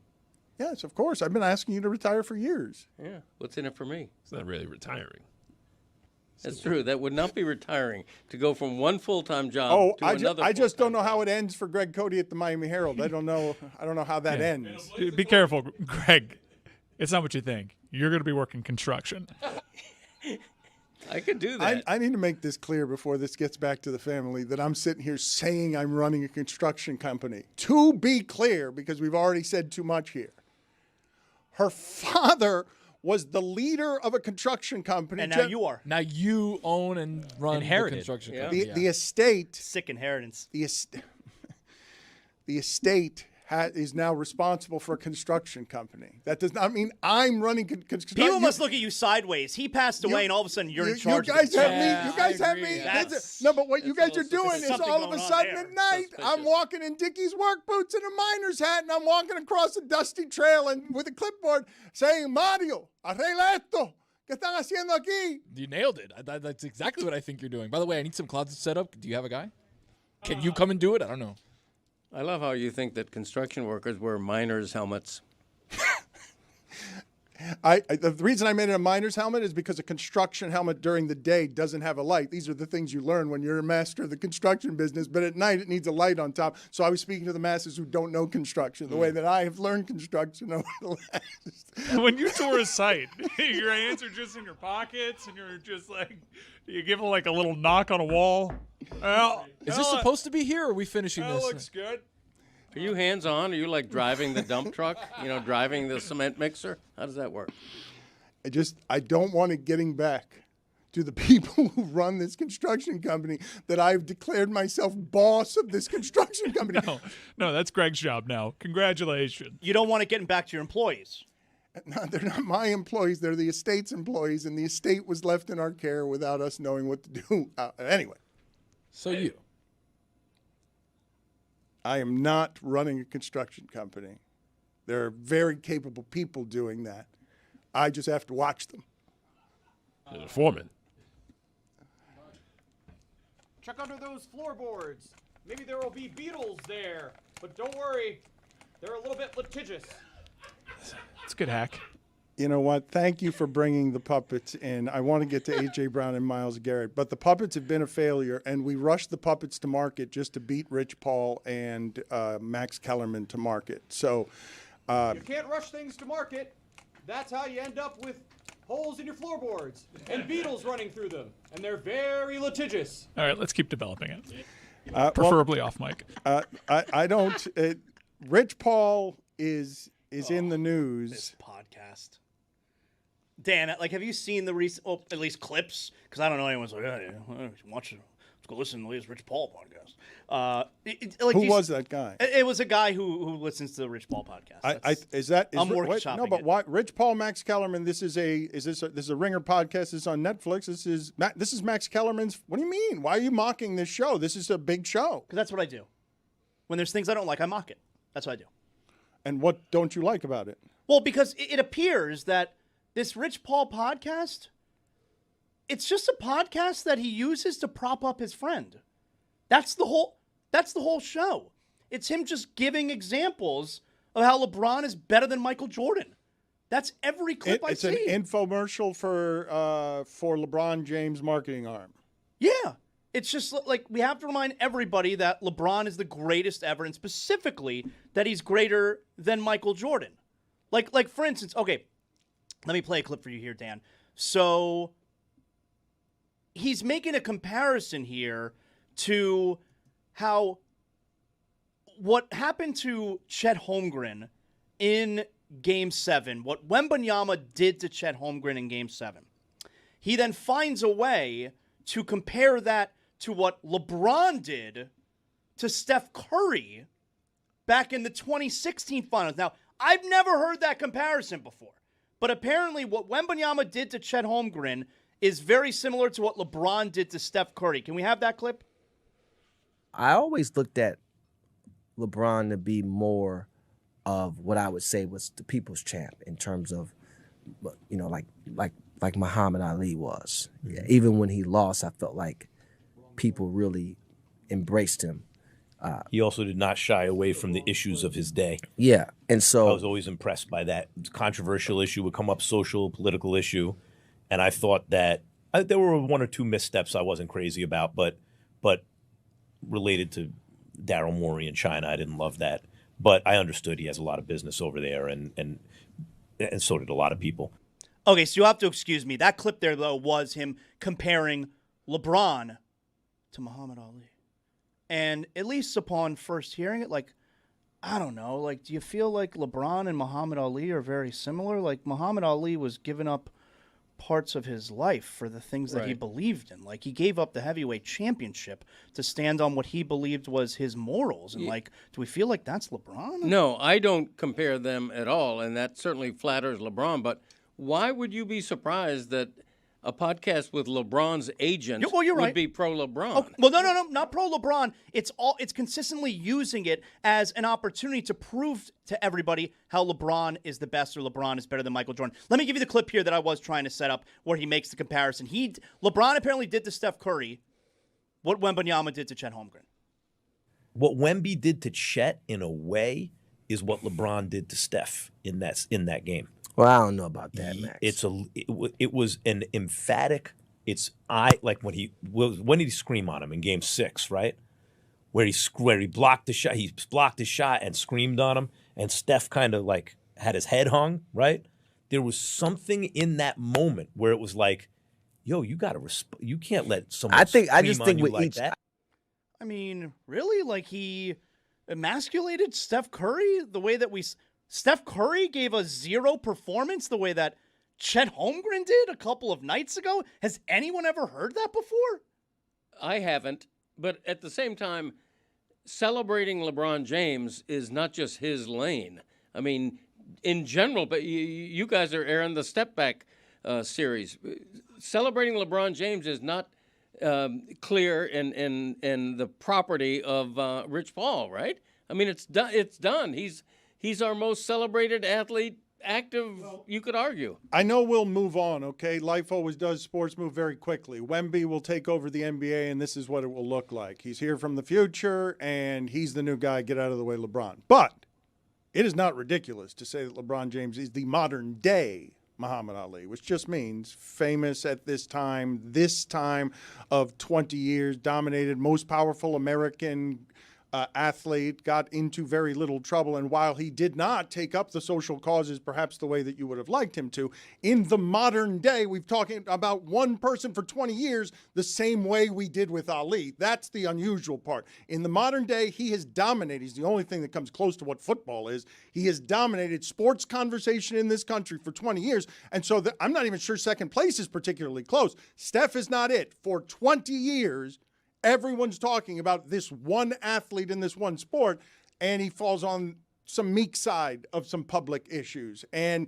political size and corporatized and bought and places where business conflicts make an appearance. But LeBron James has been the most, if you say 15 years free agency, money is the thing that makes everything go. Like for 15 years, he's been polarizing at the center of American politics. Maybe not like you wanted him to be. More than Michael, not as much as Ali, but who else? Do you think people liked LeBron more when he was losing? Like that point was made he was people's champ. When Muhammad Ali would lose, people would still gravitate toward him. When LeBron would lose, he gained more and more criticism. Like there was more people, right? Maybe unfair, Oh, but I thought that was a reflection of the time he birthed, though. If you're the social media's athlete, you think Ali would have been what he was in this cesspool?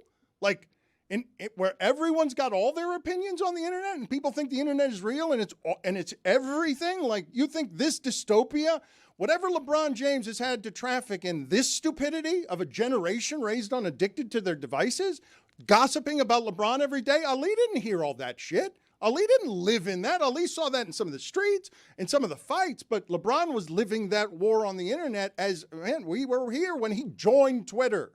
Oh, welcome, LeBron. Is access all that's cracked up to be? Here's the internet, and every single thing you do will be talked about so much that you'll get addicted to the attention. And your agent will team with Max Kellerman because you want to do content companies next because you don't want that attention to go away. Who would? LeBron James isn't going to just give up 20 years if I was the most important thing. You think he's going to just fade into broadcasting? Like whatever they're doing next is content. It's in Hollywood. Like the game for them is the next 20 years. Like Rich Paul and LeBron created a company that now has Max Kellerman in and around it, that represents 90 NBA players and I think 600 athletes. Like, it's a monster company. My favorite, though. But isn't that how you become Ali of the modern age, though? Because now you're going to fight the tech guys? I mean, when I think of Ali, like I think more about the social causes and the impact that his words had and his actions had, and the morality that he stood on, and like.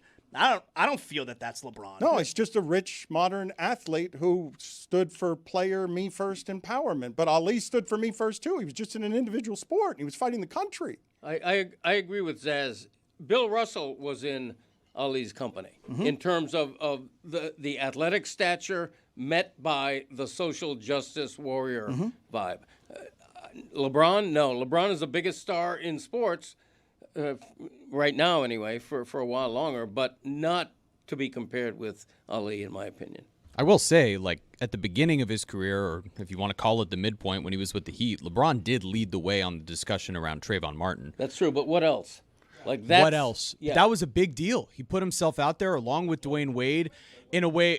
And to Roy's point, when everything was going on with George Floyd and Black Lives Matter, like, he was out in front on a lot of that stuff. Now, it doesn't mean that he stood up for every single cause in every single moment. He ultimately is a billionaire, right? You don't become a billionaire by standing up against every single corporate entity when those things are going on. But he absolutely put himself out there, particularly at that first time where the big three was hated. He may have been a star, but to be out in front on something like that happening in his own state was a big deal. Let me ask the group of you this, okay? When I ask you, how are you supposed to do it? Yes, of course. Easy stance alert. No one will ever be Ali. And no one will be allowed to be either.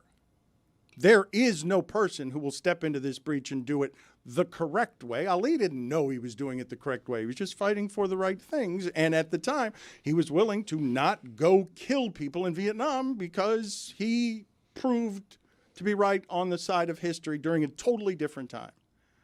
When presented with Trayvon Martin, when you're presented with a controversy, you're the MVP of the league, you came here at 25, you are just now developing your adult voice on how do I attack important things. I'm going to do it by bowing my head in a hoodie so that everybody knows that our kids look like this too. And the Miami Heat absolutely made that a name that echoed with sports, used the right way, the time he chose to do it best. He could have fought on China and did not because everybody's in business together now. But there's no right way to do it. He had the opportunities to do it, and history will show him largely right on many, many things, including making money for LeBron James and his friends and empowering those people and changing the sport, but not necessarily changing the world. Maybe they'll do it with their content, but not necessarily changing the world. But who can do that? Whose responsibility? Like, who could? If not, if I say take LeBron James off the table, who is the modern day Ali? Who gets to be that person? Kurt Schilling. Patriot. Well, Red Sox, really. That's good. Could have played football if he wanted to. Good arm. Speaking of football. You can achieve all things through Christ. Philippines 4:13. I had a takeaway yesterday. There are many things now being said and written about A.J. Brown and Myles Garrett. One of them was expected. One of them was not. And I want to talk about the teams and the players in a second because the A.J. Brown stuff is interesting and people seem to be super interested in it. When A.J. Brown tells Maria Taylor, hey, I had Patriot rugs in my house for the last few years, even when I was with the Eagles. This is my team. It's my team since I was a kid. I was doing what I was supposed to be doing with the Eagles, but this is it. A 28-year-old is now going to be with the Patriots, hell-bent on being their number one receiver in a way that's better than Stephon Diggs was, and is being entrusted with the future of Drake May when the Eagles are just telling you, yeah, you can't trust your future with him, right? Like, whatever it is the divisions were, he's saying that people just grow apart. He's telling Maria Taylor about Jalen Hurts. Nothing happened. People just grow apart. Like, that there was nothing there worth reporting. But they were at the center of a champion and a weird style of play, if we're really being honest, where they were just mauling you for 2 years. There's cement mixers running down the field, and Jalen Hurts going to play conservative ball with a number one receiver who's like, hey, I'm good for 150, whoever's throwing the football. And so, like, that division is like the collision of where sports was. They won a championship because they were trusting Lane Johnson and not trusting their quarterback. And when they needed A.J. Brown, they said, yeah, we'll trust him. So many people are talking about this and putting this story ahead of the Myles Garrett story as a move. And the way it was covered just really did sort of mystify me, because I'm looking at Myles Garrett changing teams. And when I say two-time Defensive Player of the Year, like, that's an unprecedented football player. Like, that person being traded to anyone is the story of football. There's never been anyone like him except anybody? Reggie White? Like, that's the only comp I got. Lawrence Taylor? Like, whatever. What was just traded is best in the league 2 years in a row, no question. Not just best at sacks, best defensive player. And we're talking about the drama around A.J. Brown, who has never once been the number one player at his position, never mind number one player on offense. And it was just mystifying to me when the Rams are clearly a piece away.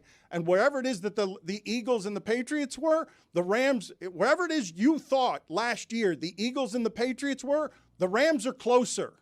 Like, the Rams are more legitimately ready to take over the next two years because of who they've got in charge, the moves they're making, the specifics of, no, we're playing for right now this year, because I don't know what my quarterback's going to look like after the year.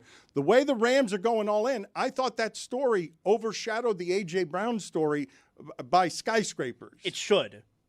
The Myles Garrett trade is legitimately one of the biggest trades in the history of the league. And sports. Like, without a doubt. It's one of the biggest trades in the history of the NFL. I stopped to say in sports because in that sport in the NFL, just so many players. Like, it's hard to trade for one guy. No, the reason I just say it is because Myles Garrett, in terms of all-time greats across sports, whether I'm not talking about fame or legendary status, the best there is don't get traded. Yeah. It's without question one of the biggest trades of all time. And I think that... I don't know why Roy's laughing. I don't know why Roy is laughing at... You having lunch with the boys, fixing up that skyscraper later. Nice hat, asshole. No, I'm just kidding. Got you there. That's a Greg Cody. First down. Hooah! That joke has to be so good to interrupt you in the middle of your work. It's a good joke. It's a very good visual joke. Jeremy's still wandering around with that puppet, doesn't know what to do with it. We spent money on those puppets, and we wanted to go first to air because Max Kellerman had a puppet when I was having dinner with him. He said he had a puppet. We are not going to the puppet right now. We are still talking about the biggest trade, arguably in sports history. Enough with the puppets. All right? I'm glad you mentioned Myles Garrett. He's going to be an L.A. Ram. Dan, did you hear that? It's going to be an all-L.A. Super Bowl. That's right, Dano, like 1980, Lake Placid. And he's always willing to put his hard hat on and compete just like me in construction. Wait, where'd that go? My puppet doesn't look like me. I think there's a reason why the discourse was what it was. And it's because Adam Schefter's been working on this A.J. Brown thing for a very long time. He primed everybody before the draft that this wasn't going to happen. And then yesterday, we are going to have this trade complete inside of 24 hours. ESPN had mobilized. They were ready for this day. Adam did a lot of reporting on it. That was going to be wall-to-wall coverage. And then the Myles Garrett thing shocked everybody because there wasn't a rumor about it. No one had any whispers or smoke, and it came out as that A.J. Brown thing was already developing. And the internet has already been having fun with A.J. Brown and Jalen Hurts, a possible schism between the two. And that was a meteor story. And then the Myles Garrett thing just came and shocked everybody. I thought the A.J. Brown story getting more attention. Mike's right to an extent. I think it also, I was thinking it's because there was a salacious, gossipy aspect to the A.J. Brown story between the coach and between a reporter. Well, Mike just brought up something that I did notice yesterday, and I was thinking a couple of things here when all of this happened because the coverage was a bit confusing to me, right? When Myles Garrett gets traded anytime in my lifetime, whatever that is, okay, network news and all the sports places shout from the mountaintops for days, you're not going to believe who just got traded where. This is a shocker. And it had on it, that story had 3 names on it when I was reading the byline. It said, sources, the Garrett story falling out of the sky, sources told Ian Rappaport and Adam Schefter, and there was another name on that story. And it made me confused as to whether the day's coverage was planned, and everyone knew it was A.J. Brown Day, and the machine was moved by, where'd this come from? How'd this happen? And I'm just asking you in all the parts of this story when I do say, no, it's one of the biggest trades in sports history because not just this guy traded for him, but what the Rams are doing. They were a play away last year. And they're like, no. Whatever your contract is, come on over here. Yeah, we got a good pass rusher, but he's not as good as you. I thought they were going to put them together. I thought the two of them, I thought it was going to be Verse and Garrett, and I'm like, holy shit, what are they doing there? They've got all the corners, they've got all the pass rushers. They're going to club everybody this year if they don't get hurt. I saw we were laughing because the lower third said on First Take, are the Rams now Super Bowl favorites? And they had the odds, the market pricing according to the DraftKings Sports app. And I'm like, well, when you checked that app yesterday, they were already the favorite. So are they still the favorites? They're more the favorite. Yeah, does Myles Garrett hurt their chances of winning the Super Bowl? Bigger favorites. I could really use to have Puka's hands in my construction business. I don't know. I'm working on it. I'm telling you, though, that when Zaz says this, what should have mushroom clouded into the sky yesterday. Look, we are all understanding now that there's orchestration in what the information business is, right? Football was meant to dominate yesterday with whatever was happening with A.J. Brown that Adam Schefter can tell you from however it is he gets his information, hey, this is going to happen probably in the next 24 hours. And then what shoots through the planning is one of the biggest trades I've ever seen that isn't then covered like one of the biggest trades I've ever seen because nobody's ready for it. And what I'm telling you is when Myles Garrett is traded, that alone is enough to make it one of the biggest trades in the history of sports, not just football. Just that guy traded, best in the league 2 years in a row. It's really hard to do. He's not best at one position. He's best at all things defense. Just got traded to the team that while we've been talking about is Sam Darnold in charge or whatever, wants this year more than everyone else. Drake May is here to help A.J. Brown, or A.J. Brown is here to help Drake May for the next 3 or 4 years. This is coming to help Matthew Stafford right now. This is one last call on our quarterback can be the MVP for one more year. I hope Puka gets out of rehab okay, and I hope our physical injuries can withstand because the San Francisco 49ers are going to get taken out by the power plant again. It's a franchise that is making a habit of putting all their chips in for one last Matthew Stafford run, and we've heard that for 4 seasons running when they get guys like Jalen Ramsey, right? They did the all-in aggressive move, let's trade our picks for corner help. And they end up with Myles Garrett, and it caught everybody by surprise to the point that I haven't seen a think piece or really any sort of information on how the contract that was reported to be impossible to move ended up on the team that doesn't have any cap room or assets to get something like this done, and yet we are always saying that the NFL salary cap is a myth when the LA Rams make a move like this. They are making a habit of it. Mike, I'm glad you bring it up. So some people have done some math on it.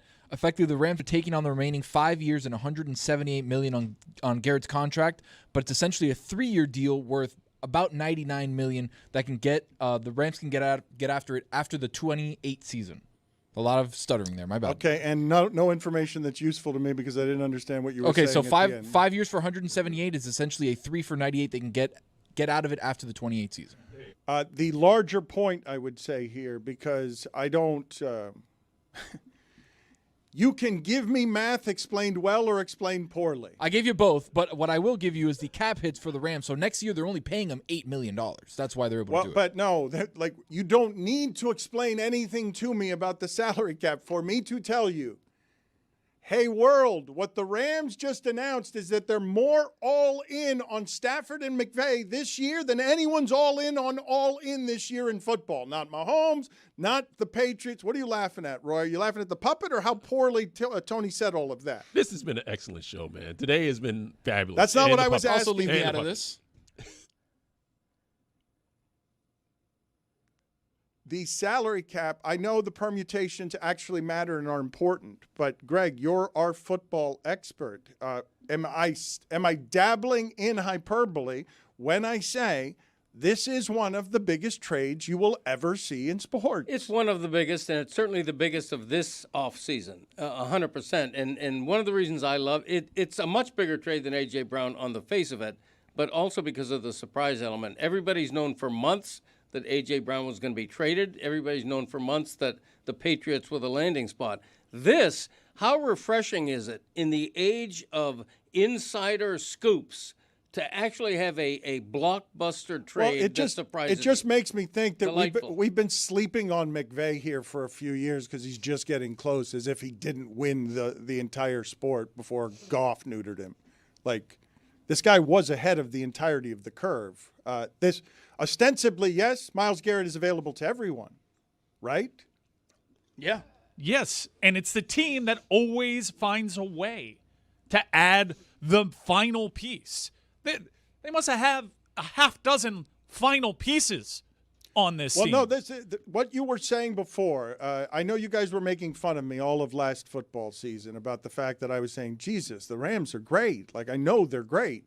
And then, whatever, punt returns, weird fumbles, Seattle beats them, and, they lose. They lose for whatever the reasons are. One of them pass rush, actually, because their corners got exposed because Verse and others, well, that's going to be solved. Like, one of the problems they had at the end of the season is the defense couldn't get off of the field, and so they just got the best there is. Like, it's not maybe somebody else is. No, they just got the best there is. Dallas, Green Bay, whatever you think you're doing with Micah Parsons or did financially, the Rams just got the best there is. And when I say Lawrence Taylor and Reggie White, it's purposeful. Do not lose sight of the mastery of what's happening in these games at the moment. When you talk about LeBron James or Ohtani, Myles Garrett, the best there is all time at getting at the quarterback. Will you look at how fast they're getting rid of the football? He'll still wreck you. Like, there's never been anything like this in the league, and now the Rams have it. I cannot believe that Myles Garrett leaves Cleveland and they only get one first-round draft pick for him. And I understand Verse is a fine player, and I understand he's good. They got a second and a third, but one first-round draft pick for the reigning Defensive Player of the Year, perhaps the greatest defensive player of this generation. And the only argument that you would have against that is probably Aaron Donald, who is now threatening everybody with workout videos. They need to check him out. I don't like this They one gotta test bit. him. I am so scared for Carson Beck. Can we see some of those, please? Please tell me we have Aaron Donald working out videos, because Aaron Donald is the only thing in this generation that comes close, and I think even Aaron Donald, do I have this wrong? Would there be more respect in doing it from the middle? I think Aaron Donald might even say Myles Garrett is the best of our generation. Yeah, he looks at that guy and is like, oh, that dude is good. Maybe not, though. Maybe not. Aaron Donald was doing it from the middle of the field and putting up sack totals that were in double digits. Like, I just can't believe that the Rams got him. Like, what do I have to do to make a football story bigger? Like, what to give you surprise, give you the Rams, give you how much more stardom? I got to make it a quarterback? Yeah. That's a great question, Dan. Let's put it to our audience. Who's the better defensive player, Aaron Donald or Myles Garrett? Greg? Myles Garrett. Zaz? I think Aaron Donald. Audience? I'm listening. That one's razor thin. That's how we started our social media campaign with ESPN. Aaron Donald is a beast. That was my first. Foray into I think ESPN. they're both great in their own way. Aaron Donald is special in what he does. So is Myles Garrett. I'm Elon Musk. Oh wait, wrong bit. Thank you, Billy. Don't give him the keys to the angel. I told you. I told you not to give him the keys to the puppet. Well, Sorry. There's 2 puppets. If you put him in the room with the puppets and the angels, the delicate flower will come out, and we will not do well as a show. Happy Pride. Who is happiest about this trade? I'm going to say Joe Burrow. Yeah. Easily. I just don't think we've properly appreciated, even as much as we've covered this sport over the last few years, because Myles Garrett's on one of the losers, like that we're watching all-time historic greatness, like you'll never see it again type of stuff. You haven't seen it many times before, but it doesn't matter because it's not in playoff games and because the Browns, in management of this and everything else, have been such an epically run dumpster fire that is the opposite of what the Rams are. How was this available to everyone in the league and it was stolen from the worst team by the best team? This is kind of the same conversation we had with Luka, right? All of a sudden, it was like middle of the night, hey, there's a massive trade, one of the biggest trades in sports. How did the Lakers get him? Did they even offer him to anybody else? Like, do we know? Maybe we can have some reporting later on if the Rams were able to just call them and say, hey, would you trade us Myles Garrett? And they said yes.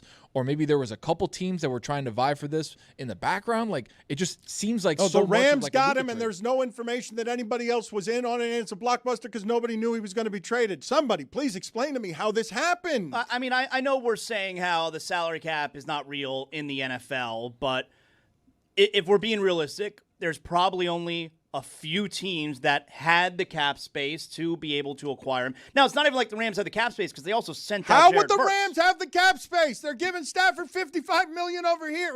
How did somebody explain it to me? I did poorly. No, you couldn't have done it worse. Like, I was more confused after you spoke. Okay, and so then it was I got $8 worse million. when you gave me numbers. And there was $8 million, then it's $16 million next year, and then it's another $16 million after that. Okay, I'm Greg, I don't know if this is moving too fast for you. Please give me some football expertise on what the hell just happened here. How, more quietly than A.J. Brown, did the best of the football teams that we've had the last 10 years, led by the smartest of guys, a team that is all in because they've already done this with corners and they're playing for it. Next year, only with Matt Stafford, we all kind of know the MVP of the league is probably done after this. I'm assuming. The mystery here isn't how they finagle the salary cap to make this work. Obviously, they can, and part of it is that he's getting very little amount of money next year. The mystery here is how can there not have been at least one and probably multiple other teams offering Cleveland more than they got? Salary cap. Well, not just that.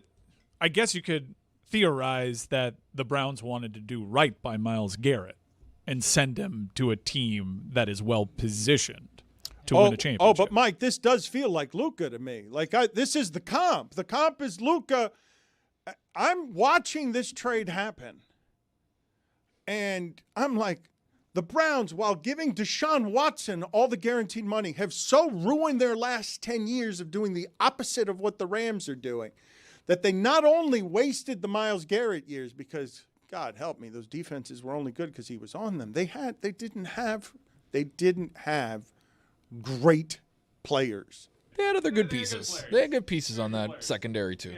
Myles Garrett, the reason the Browns were as good as they were, even though they've been dreadful, is because everyone knows every week you got to stop Myles Garrett. Every precision you have known to man making the ball come out in 2.3 seconds knows that Myles Garrett can't wreck your offense, and he still did it because it was Myles Garrett's defense. Like, when I'm talking about the responsibilities of an all-time great, this guy has made this a professional franchise by himself. Like, I feel pretty comfortable saying that no matter what 7 other good players the Browns had while throwing to shirtless David Njoku. Like, I got it. Don't forget what he did to Mason Rudolph. I got it. The Browns. What happened there? The Browns might have had 6 good players. For a Steeler, but I was a Patriot. Man, that is confusing. See? For 10 years, or however long it's been, Myles Garrett is the best thing there is on defense. That never gets traded. This is in its prime. I had problems with the ages yesterday with A.J. Brown at 28 and Jalen Waddle at 27. How old is Myles Garrett? Because If he gets hurt, yes, this is a disaster, and the Rams will have disasters because of how they're going all in. But to me, the most impressive part of worth watching news making around this story is that the Rams just did it. It's not even that an all-time great is being traded. It's that it's the team that should have dominated the last 10 years of football, just went all in a way that's seismic and no other team did. He's 30 years old, Myles Garrett, which is 4 years younger than Aaron Judge.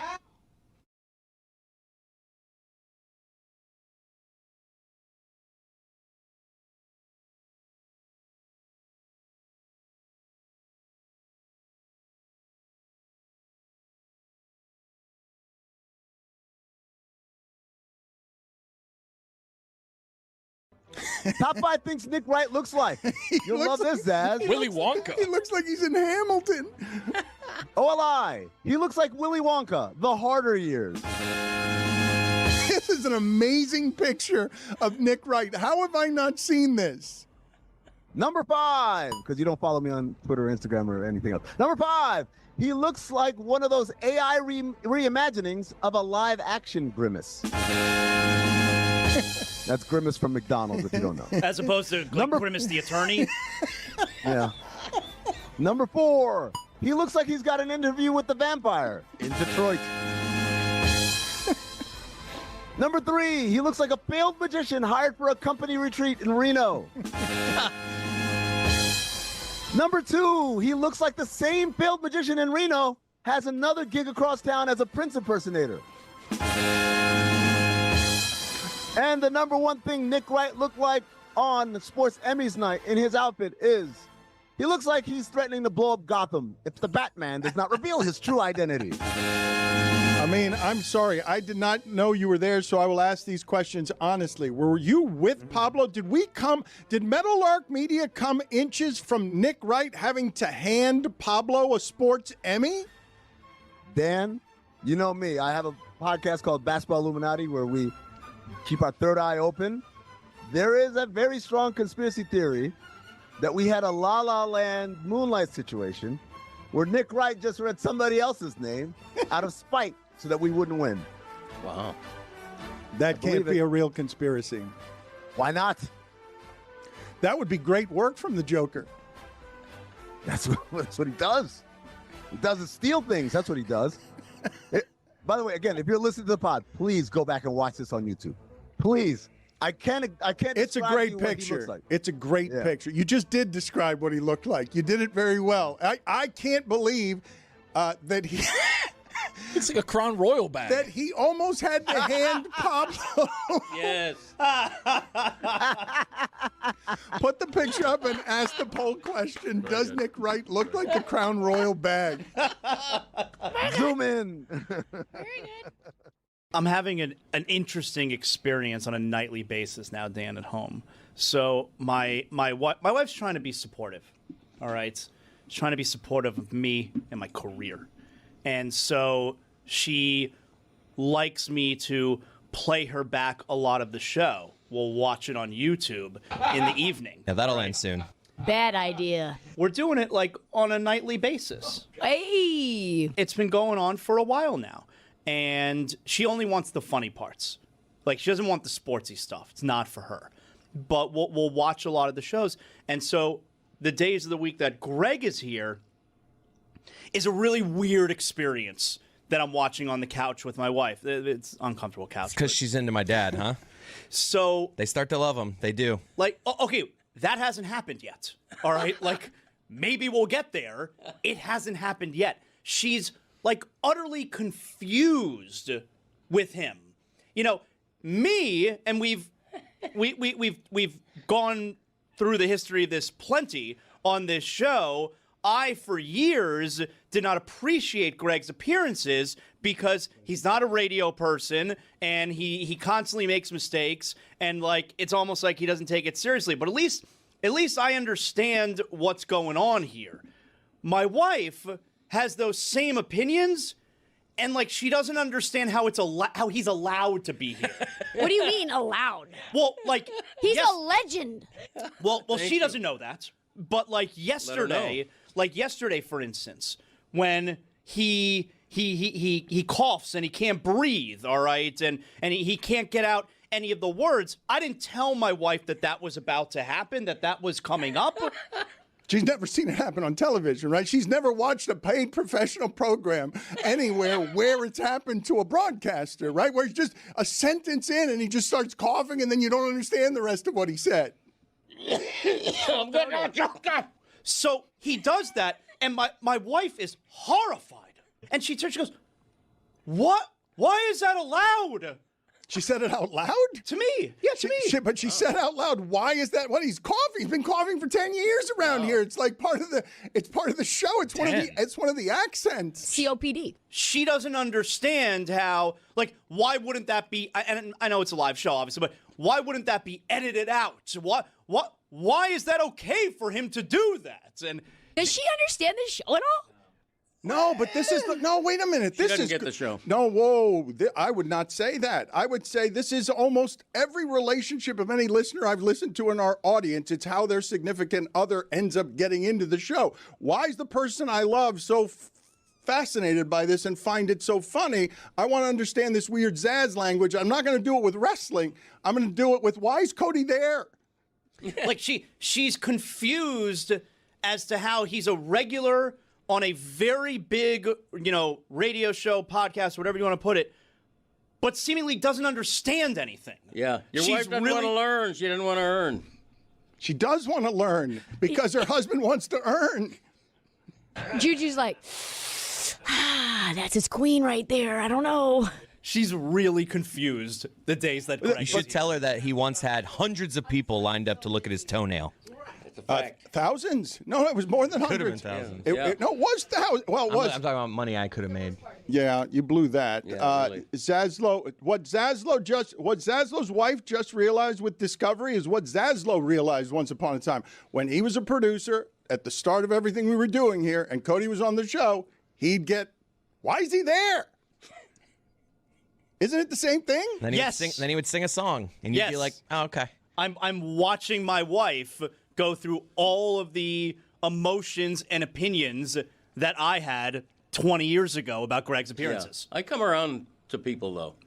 I'm an acquired habit. My mom thinks you're the best part of the show. She thinks you're the star, Greg. See, that's a woman. So does mine. That's a woman. What is that supposed to mean? Put on the poll at Le Batard Show. That's a woman. Yes or no? A little sensual for my taste. I mean, this early. I mean, I love people who love me. Top 5 things Nick Wright looks like. You'll love this, Zaz. Willy Wonka. He looks like he's in Hamilton. OLI. He looks like Willy Wonka, the harder years.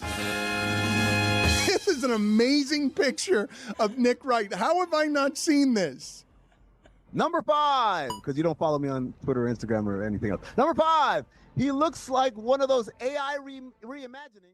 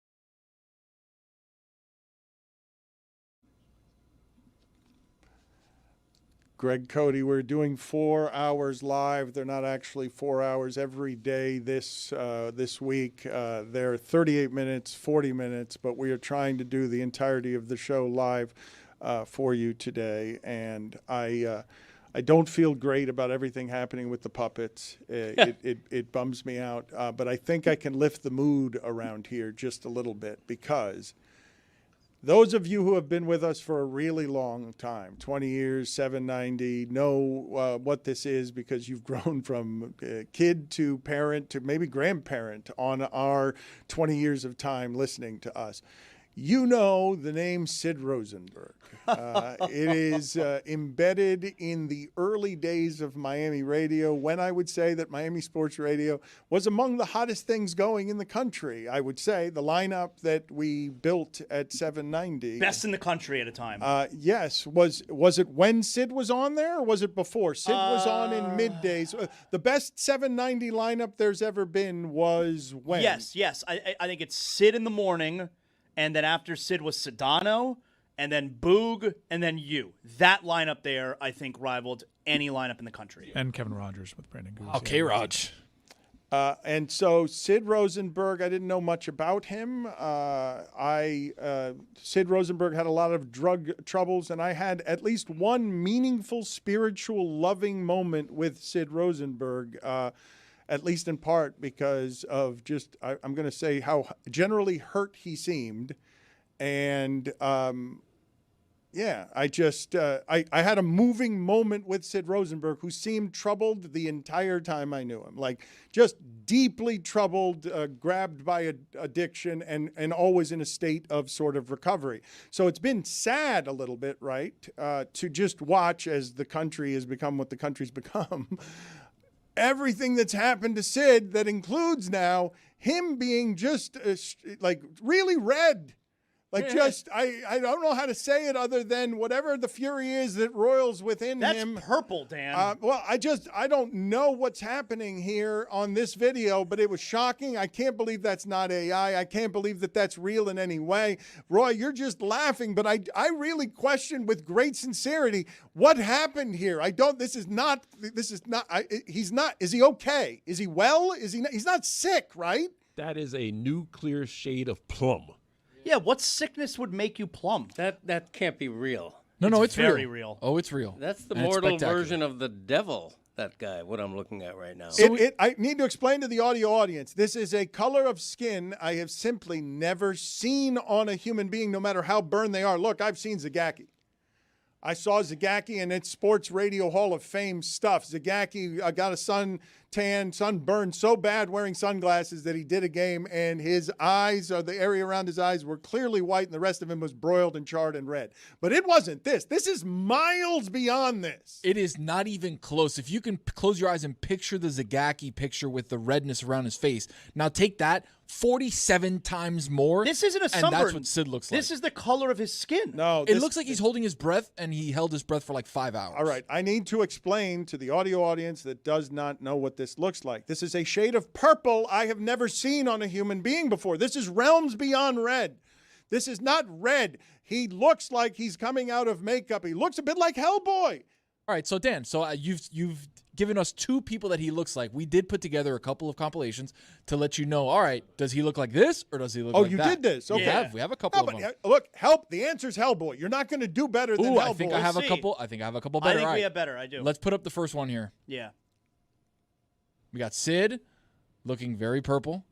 I mean, look at that skin Okay, color. this is not a normal thing that we have here. I just need to explain yet more to the audio audience that this is not a skin color that any human being has ever had that hasn't been painted on them. So this is our first one. This is Vision from Marvel. Oh, Dan, that's... Remember WandaVision? Look at that. That's Vision. No, but he's so much more purple than Vision. Like, this is... Okay, so you want to go purple. All right, let's bring up the next one.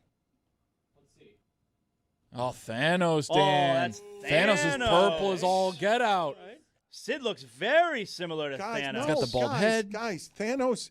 Sid is inevitable. Thanos is purple. light-skinned purple. Okay, how about Thanos this? is light-skinned purple. You're right, he's right. How about this? Yes. A little bit more purple. Barney. Barney. Purple enough or not like purple it. enough? It's better. Okay. Barney is better than any others you have shown me, but I'm saying Hellboy, and I think he's more purple than Hellboy. I've never seen a human being this purple who's not coming out of makeup. We have another purple. That's another purple person that was very famous a couple of years ago with the Mets. Can we pull up Grimace?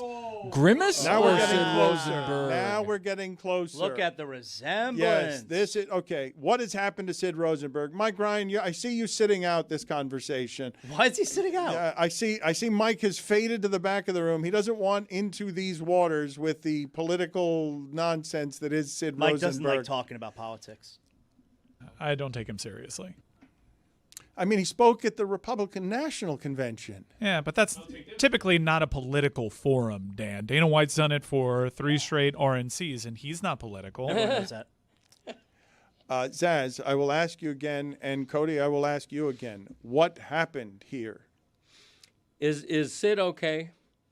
Well, he's never been okay. No, but He's fine. What I He's mean fine. is, if that's not doctored, if that's actually the No. way he looked, You don't want to it say worries something me. and then find out that he's actually Yes, sick. This is what I'm going to accuse Sid Rosenberg of right now, publicly, even though I, too, fear the political waters that bring the Tea Party and Breitbart and Shitstain and their army of Sids. Sid Rosenberg has been charred from the inside as his hatred for all the things that America has become as immigrants overrun ICE, and has mushroom cloud exploded from inside on the politics of rage, trying to protect his country from like the Le Batard Show in the afternoons. Those boys are awfully Latin. I believe that Sid Rosenberg has been charred from the inside. Do you have a better theory than me? It's not yet gotten to totally burnt. It's just in the purple stage. It was red in various phases. It was pink before that. But we've just gotten to purple. It's a purple stage of hatred in this country, somewhere between white and black in the racial divisions of this country. It's dark purple. So you're saying the internal temperature is climbing so fast. Yes, that a the lava, a external volcano of color- hate from inside that has purple lava. Not white, not black, not red, sort of green. There's a lot of green in there. We've seen people like their skin color change. Like we saw Michael Jackson. We saw Sammy Sosa. I've never seen this. We've never seen this color. No, Sammy Sosa was unprecedented. Look, Michael Jackson was strange. Sammy Sosa was another kind of strange. Sammy Sosa was in the same realm where everybody just assumed he was trying to look whiter. He goes the other way. Sid in the modern times goes dark purple. Like whatever the spectrum is of ridiculous race colors on the stupidity of what we do around, oh, this person's white, this person's black. This one's purple. I have another one for you. I'm going to bring up Hellboy to see what you think of Sid and Hellboy. See, this is Close closer, enough? but even more purple than Hellboy. Look, come on, guys. Do I have this wrong? Never in the history of Earth have you ever seen this on this shade of skin on anyone. Yes or no? How about Red Skull from the Marvel Universe? Are we closer there? Red that's Skull a good one. or Yeah, there it is. Sid. That one is good. That one is also charred from the inside. I think the red one might be the stage of Sid that there is when the last of the hatred eats him up from the inside. That might be the next stage on the spectrum of cancerous racial opinions. Did I ruin it? I don't know. We're looking around. Mike, what do you think? I don't have any thoughts here. And nobody's got thoughts it's on It's a little dangerous. What's dangerous? No human should be that color. Well, I think someone speaking to the J Post would not like to be compared to Red Skull, given what you know about the background of the character. Well, Zaz, you and I gonna rule here? Think it's all right? I want to go back a second and just stew in some of Zazlo's shame for a second, just real quick. Zaz, what happened with what it is we were trying to do with the Rich Paul stuff? Oh man, like Dan said during the break, Zazlo, did you get everything off your chest you wanted to about Rich Paul? I was like, no, and I don't want to anymore. I'd like to move on because I'm not happy at all the way that went. I performed very poorly there. I have a lot more things to say about. I have more clips, and I want them to go in the garbage. No, I want the Rich Paul segment that you want. As soon as you become full time, you're flatly refusing to do the segment that you wanted to do. Now that I'm full time and I have an actual deal, I can say no to things. And you want to know if I have more to say about Rich Paul, and I do not. So whatever your criticism of Rich Paul is going to be, we did it so poorly in execution that it makes you retreat from whatever your opinion was on Rich Paul. Not even close to meaningful enough. All right. So the World Cup is 9 days away, okay? And I really do want to get we are about to head into a slow time in the sports year, and it's my favorite time when it's slow because we can do what we want and we don't need too much sports. However, in the middle of this is the biggest sporting event there is. And so it doesn't actually get to be slow because it kind of ends up being both the hockey and the NBA playoffs in one because all of a sudden all of our Latin friends are engaged in a way that they usually aren't. What's that Colombia-Portugal ticket going to go for when we're talking about Knicks tickets and what it is that's happening right now in New York? What you said, 4,500 to get in the building on Wednesday night? For Game 3, yeah, 4,500. What's about to engulf South Florida, and Greg, you can speak to this some. I think we're about to have the most expensive ticket we've ever had in town because of what the World Cup in this city with Colombia involved. Everything over the last 30 years that has lived here or in Colombia wants to be inside of that stadium. Right. And people are so aghast at how much they're charging for World Cup tickets. Well, demand equals dollar amount, and the demand is great, and so the dollar amount is great. I don't know why everybody's up in arms that you have to pay a couple of $1,000s to get a seat at a World Cup game that's that level, like Colombia in Miami. I think it's because and Mike can correct me if I'm wrong, they've never been this expensive, right? That's right. The World Cup happens in countries, and there are countries who are playing at that venue that are super popular, and they've never been priced like this. But to explain to America, lest you not know, Colombia playing in Miami a World Cup game is the biggest thing in this city, given our Colombian representation. Get in price for that first Colombia game, which is at the end of this month. It's Colombia and Portugal, $3,300 get in price. And Portugal also has one of the best players in the world. So if you want to take your family of 4, you're Colombian, you got 2 kids, you want to go see your country, $13,000. Or you can fly to Guadalajara, like I am, to watch them play Congo. Granted, not an opponent of Portugal's stature or skill, but it's much cheaper to do it that way. Oh, but Zaz, what I would say to you about this that I do find interesting, if you are to shake your head and say, yeah, expensive tickets to expensive games, well, the people who get priced out, though, when Venezuela won the World Baseball Classic, that's the World Baseball Classic, that's not the World Cup. When they won the World Baseball Classic, the number of Venezuelans that I saw in our city who were just overcome with joy at sports being the best possible thing that they can feel in their hearts, whatever you think Knicks fans are feeling now, they were so happy with the World Baseball Classic.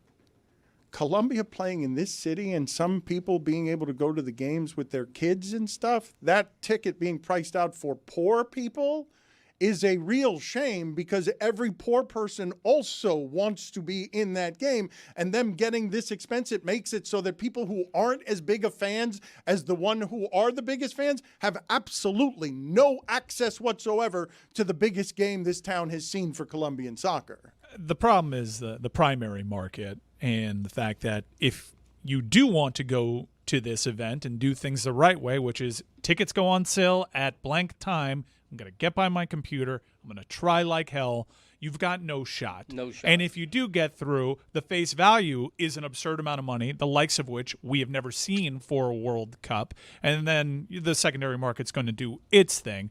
You don't have a shot because all the scalpers and the bots are going for the tickets, and then it's going to the secondary market. And it's a damn shame because this is the world's most accessible game.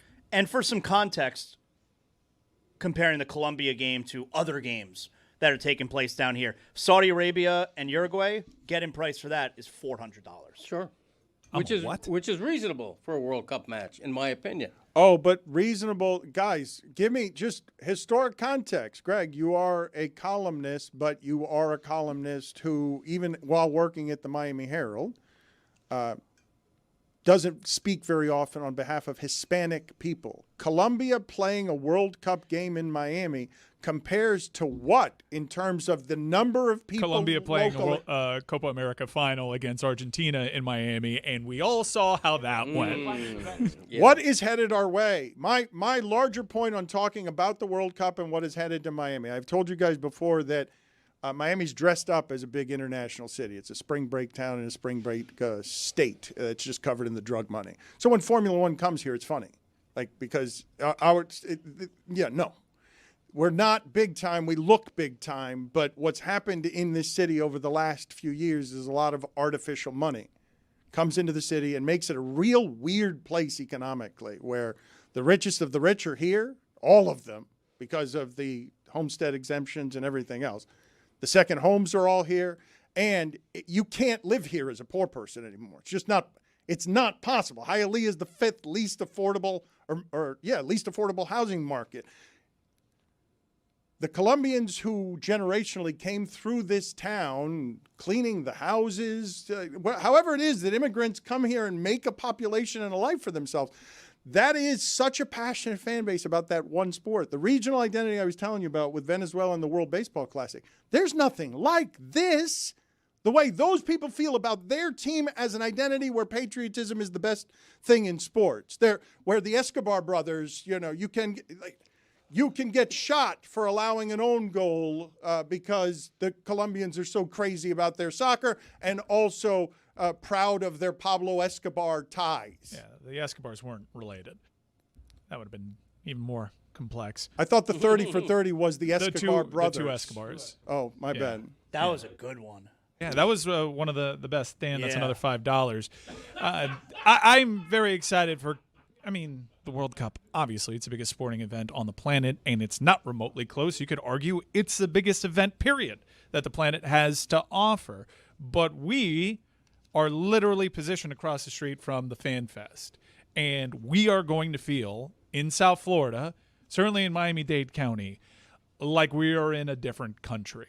Many people would argue, listening to this, that it already feels that way, but there is going to be so much national pride you are going to feel when you drive here to work in a couple of weeks like you are playing a road game.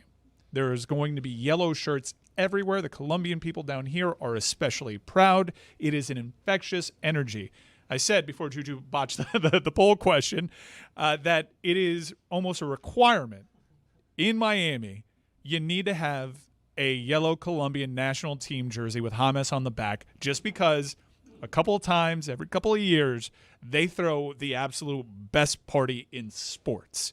It is infectious. It is vibrant. It is the best things about national pride and sports meeting together. Cannot wait for that energy. So much so that I am seeking it out. I know it's going to be here in Miami. I'm glad to be near it. I'm going to Mexico to be near it some more. I'm not Colombian. I just love their passion for the game. I'd argue Juju nailed that poll question. Zaslow, the things that Mike is talking about here when you consider Colombian culture and what it's like for proud people to be proudest of their team than they are of anything else. I don't think we have anything like that here. Whatever it is that the U.S. Olympic hockey team did, it wasn't our only sport. Whatever is a region's attachment to just one thing that they export to the world, they're known for their cocaine because of who Pablo Escobar was, not one of the brothers. Colombia, as an entity, has more pride in this thing than anything. It is the biggest thing. And I just don't think that people know what's about to ransack Miami. We don't have the infrastructure for this. The poor people are going to be climbing all over each other to try and be around whatever is happening with that team, wherever it's happening, in hotels, in buses, the insanity. You think the World Baseball Classic was crazy? That's how those countries feel about their baseball. Colombia feels about soccer and only soccer that way. I think people will get an idea of what's coming to Miami because when Colombia faced Messi in a Copa America final. It was one of the more infamous stadium disasters Weren't we of our climbing lifetime. through the air vents like Die Hard? That's exactly right. Who knows who's still there, trapped? But this is not Copa America. This is the World Cup. This is Cristiano Ronaldo and a really good Portugal team, that's one of the favored sides, against Colombia, who plays a style that can keep them in any game. And for whatever reason, when those guys put on that yellow shirt, they all play so much better. The police presence. Infrastructure, that's what I'm here for. The police presence. Good timing, Puppet. The police presence in that game is going to be unprecedented.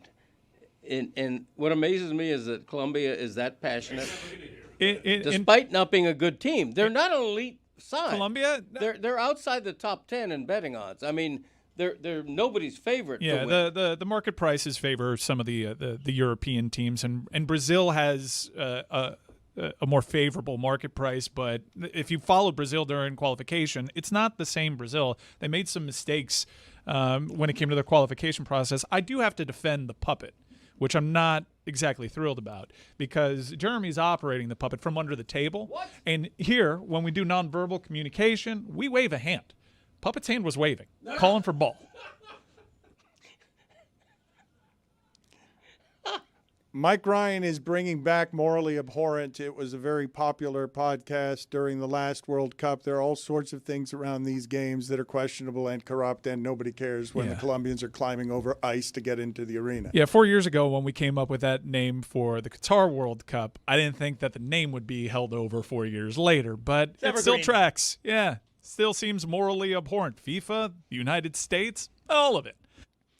Greg Cody, I am told, and I'm sorry it has taken this long to get to this, I am told that every 4 years, very big, not quite as big perhaps as how Colombians feel about being able to see their team in Miami, but every 4 years, you pick your favorite World Cup team. And you pick the Greg Cody podcast featuring Greg Cody sponsors that team outside of America. It's not Let's Go States here. It's your giving your allegiances and your interest to another country. Has that announcement been made yet? Because every 4 years, how long has the podcast been around? We were born in 2020.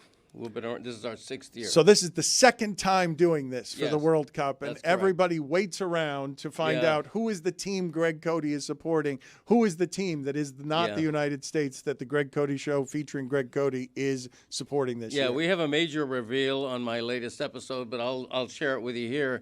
The official World Cup team of the Greg Cody Show podcast is Côte d'Ivoire, a.k.a. the Ivory Coast. French-speaking. I think they're ranked like 35th of 48 teams. They're a sneaky underdog. They're not at the bottom, but they're nobody's favorite. They're in a tough group with Germany. They've never been out of the group stage, Côte d'Ivoire. And that's C-O-T-E, by the way. And spelled Cody from where I'm looking. It is Côte d'Ivoire. Great Coast. Is that the reason? If we're being honest here, where self-absorption resides and narcissism is king, is this your favorite team just because their first name looks like it's Cody? That may be a factor. I'm not saying that's not a factor. Another factor is their best player, his first name is Wilfred. Okay? Wilfred, I think his last name is Yaha. Okay. So I think you're referring to Wilfred Zaha. Who did not make the national team roster for the World Cup. I was actually going to ask you your thoughts about it because... Good expertise. You just spotted a Wilfred and said, that's my team. So there's my name and there's my Wilfred. There's my analysis. Okay, first of all, it's an outrage that he did not make that team with a name like Wilfred, who is my father's name and my son's middle name. Wilfred Zaha. He was a big favorite to make that roster. It's an outrage that he didn't. You'll be happy to know there's a different Wilfred. What's his name? Wilfried Singo. You know about that Wilfried Singo? I do. No, you don't. Yeah, of course. No, he's a wonderful player. Greg. Côte d'Ivoire, ladies and gentlemen. Greg. He's right about that. that's another Greg Cody first down. I want to go dive deep into the narcissisms before we get back to sporty things. Cote d'Ivoire. Sporty adventures. Yeah. If I'm giving you 100% of the pie chart on all of the thinking, research, emotions that went into picking the team that you were going to pick as your favorite to celebrate the Greg Cody Show featuring Greg Cody. Right. How much of the percentage out of 100% is you chose that team just because their first name looks like Cody? I don't want to quantify it, Not here to take a quiz. I'm not here to take a quiz. I mean, come on. Well, you didn't know Wilfred was on the team, and so I feel like you are here to take a quiz if you're identifying a favorite and the research you've done doesn't even do us the courtesy of knowing whether a guy's on the team. I know this. I know Cote d'Ivoire is the world's leading exporter of cocoa beans. That I know. Who won? You all did.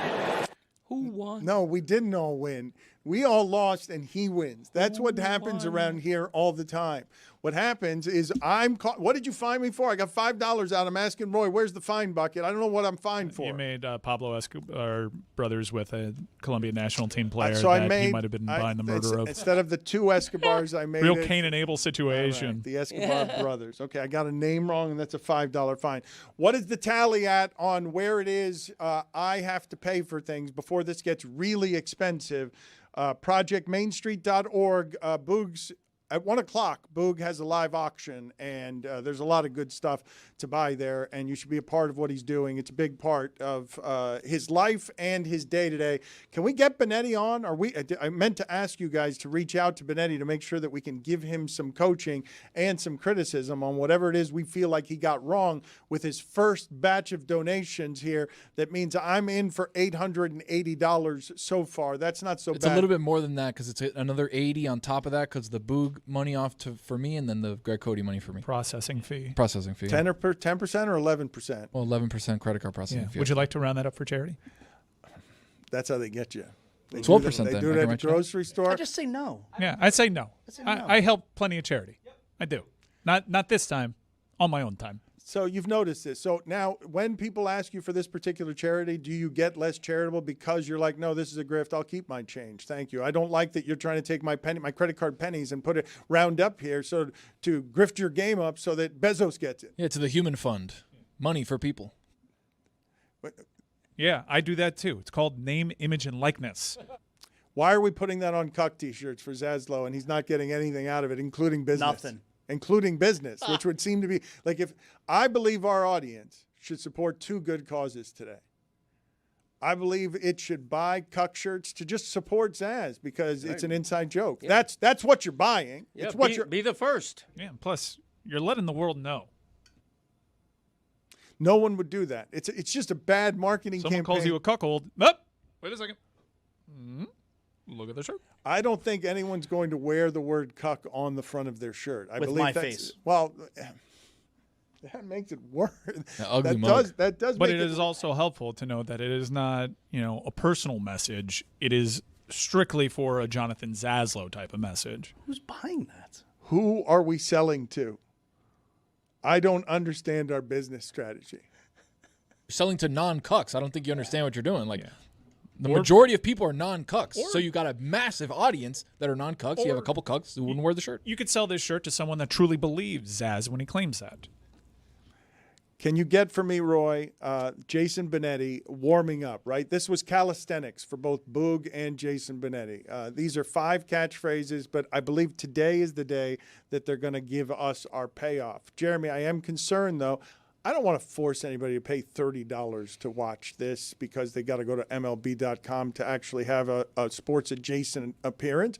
Well, tough shit. I'd like to. But if that's how you watch an out-of-market game. What am I supposed Would you to like do to about tout that? piracy? You want me That's to what pirate the stream? I got a guy. I mean, MLB Extra Innings has been around for like 30 years. I know, Tony, I want you to help our audience. Look, nobody else is going to be any kind of interested tonight in Tigers Rays except for me. I'll find the Rays wherever it is they're playing. I love having them awesome on my baseball. Yeah, but I've got the Rays and just the Rays. I don't need the rest of baseball. The Rays are what it is that I'm watching. Do you subscribe to Rays.tv and not Marlins.tv? I told Valerie, I had this conversation with you guys. I told Valerie when she asked me, what do you want, what don't you want? Because we got way too many things here. I'm like, whatever we got, we got Rays baseball. Like, just make sure we got Rays baseball. Whatever else happens, I don't care. Just Rays baseball. And, make sure also red zone. Make sure red zone. Rays red zone. Anything else? That was must have? Yeah, because it's not even the same network. It used to be there was a network know. that had the Heat and everybody. Yes. Nope. No. A la carte. Rays baseball. Well, I got to imagine some people found that confusing. Can Greg Cody find a Rays or a Marlins game on his television? Can you find a Marlins game on your television? As a matter of fact, I asked my wife over the weekend, Sunday I think it was, what channel are the Marlins on? And I think she told me MLB TV. So I punch in the MLB TV channel, and it's four. It was like the baseball red zone. It's like 4 shows happening at once, including the Marlins game. That's right. So you have MLB TV, but you don't use it. You've never seen it before. I have. I don't keep track of what number. 213. He watches a lot of Marlins games. I don't know. I watch a fair amount. They go from winning 4 in a row to losing 5 in a row. That's Marlinsing. It's a frustrating team to watch. How'd they do last night? I think they won.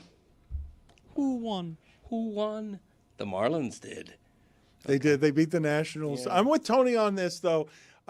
It does have to be confusing to a generation of people to wake up at, stumble out of bed at noon on a Tuesday, whatever generation of people is stumbling out of bed at noon on a Tuesday and being like, so the Cardinals are playing at 1:15 today, a baseball game at 1:15 on a Tuesday. Or on a Wednesday? Why are they doing that? Yeah, it's just a bad business. Who's this for? Like those cuck shirts. Like the cuck shirts. Yeah. I'm at work. What am I going to take? Hey, boss, I got to take a 30-minute lunch. I'm going to go grab a half inning of a game. And I'll be back at work. Perhaps it's for people that want to download the new DraftKings Sports app, now live in all 50 states. Imagine wearing that shirt and you run into someone who you haven't seen in a long time. What are you wearing? Is this in reference to your Roman Reigns shirt? I believe the day game is the day game in baseball on Wednesday, while practical matters are just for the team to be able to travel and not get into the next city at 4 o'clock in the morning because these schedules are a bit crazy. What a happy, I'm going to say, monetary coincidence for baseball, because they didn't know that baseball was going to get into the business of money moving on games in a way that was socially accepted. And so baseball now has a time slot to itself. That's what football's trying to grab, all the time slots. It's like, give us Wednesday. We want all the nights. And baseball's like, no, we'll take these day games. We'll carve up our little piece to where everybody who wants any kind of baseball fun and action or any kind of sports action, I can check in on a Wednesday at 1 o'clock in the afternoon. That is true. I mean, that's a fun part to look at it. But to go to the games, there's 11 people in the stands. Like, everybody must look around. Well, but it's not about going to the games. Mike likes having the park to himself. Like, it's lovely to see Major League Baseball. Described a dream. It is. I mean, when you think of the Marlins always playing in empty stadiums, that is a nice ballpark. They're playing Major League Baseball. The Major League Baseball is good. Whether it's good enough to win more games than they lose, probably not. But you have all of the place to yourself. It's like an amusement park for just you and 3,000 people on a Wednesday afternoon. I like when there's no one there. I get my man spread on. And you have a super handsome, talented in-game host. Make that a T-shirt, too, to see if it sells less. Man spread? Josh Get Appel? my man spread on. You're supposed to do that when everybody's there, Zaz. Step your game up. Get my man spread on. Zaslow needs a lot of room. He needs a cavernous stadium with 40 seats empty. So He likes to be comfortable when he's watching. So that he could get his man spread on. Horrifying to everybody. I don't want to be anywhere near his man spread. How is Don't worry, he'll be off in the corner. How is Sid Rosenberg being purple not the worst thing we've envisioned today? The worst thing we envision today is a defensive line that features Aaron Donald and Myles Garrett. How is that allowed to happen? I want to shake my fist at somebody. Why do they get all the good players? Smarter? What do you mean that was available to everybody? Apparently not. Just like Luka wasn't available to everybody. Since when? Why didn't anybody tell us? Did this slip through the cracks when the NFL Network and the ESPN information people had to get all their information tight? And Like, hey, you got that Myles Garrett thing? Yeah, I got that Myles Garrett thing. No worries. Do you think David Sampson could be on that defensive line and it would still be the best defensive line in football? You know what's more horrifying? That man spread looking like Sid Rosenberg. Guys, your man spread looks like Sid Rosenberg? Well, if he doesn't man spread. Mike Ryan just asked the best question that we've asked around here in football since: how many yards would a shopping cart with a mannequin arm have at the end of the season if Peyton Manning was running your offense? We all agreed it would be Dallas Clark. Molly Cox!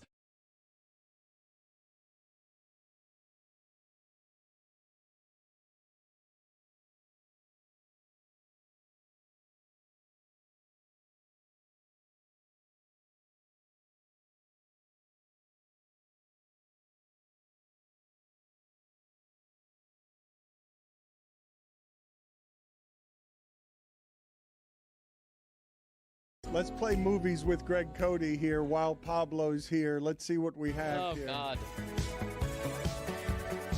Greg Cody doesn't know about movies. You could check it out at Greg Cody Show featuring Greg Cody. Let's play the latest movie clip. All right, Greg, what movie is this from? You, Brennan. I know you touched my drum set, and I want to hear that dirty little mouth admit it. Okay, music, drums.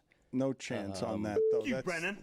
I know you touched my drum set, and I want to hear that dirty little mouth. How many of these Touch My Drum Set is iconic. How many of these do you have? How many do you have left? I have like 5 more. All right, play them all. Let's see if you can get any of them. You don't know that one? No. Hell no. That was Step Brothers. Okay.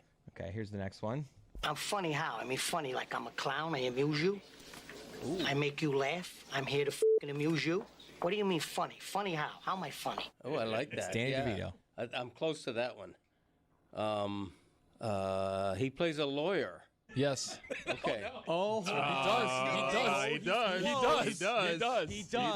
In My Cousin Vinny. Exactly. My Cousin Vinny. No, that is not. It's not My Cousin Vinny. I thought it was he's playing a lawyer. You were right on that. That's Goodfellas. That's not My Cousin Vinny. That's He Goodfellas. stars in both of them. My cousin He was Vinny on is the right track. 2 Utes. That's my cousin Vinny. Yeah, Utes. Okay. Play another one for half him. credit. Half credit. No. No credit. Half credit. You called this guy Danny DeVito earlier. 0 credit. All right, here's the next one. I am your father. Star Wars. Which one? Which one? Oh, come on.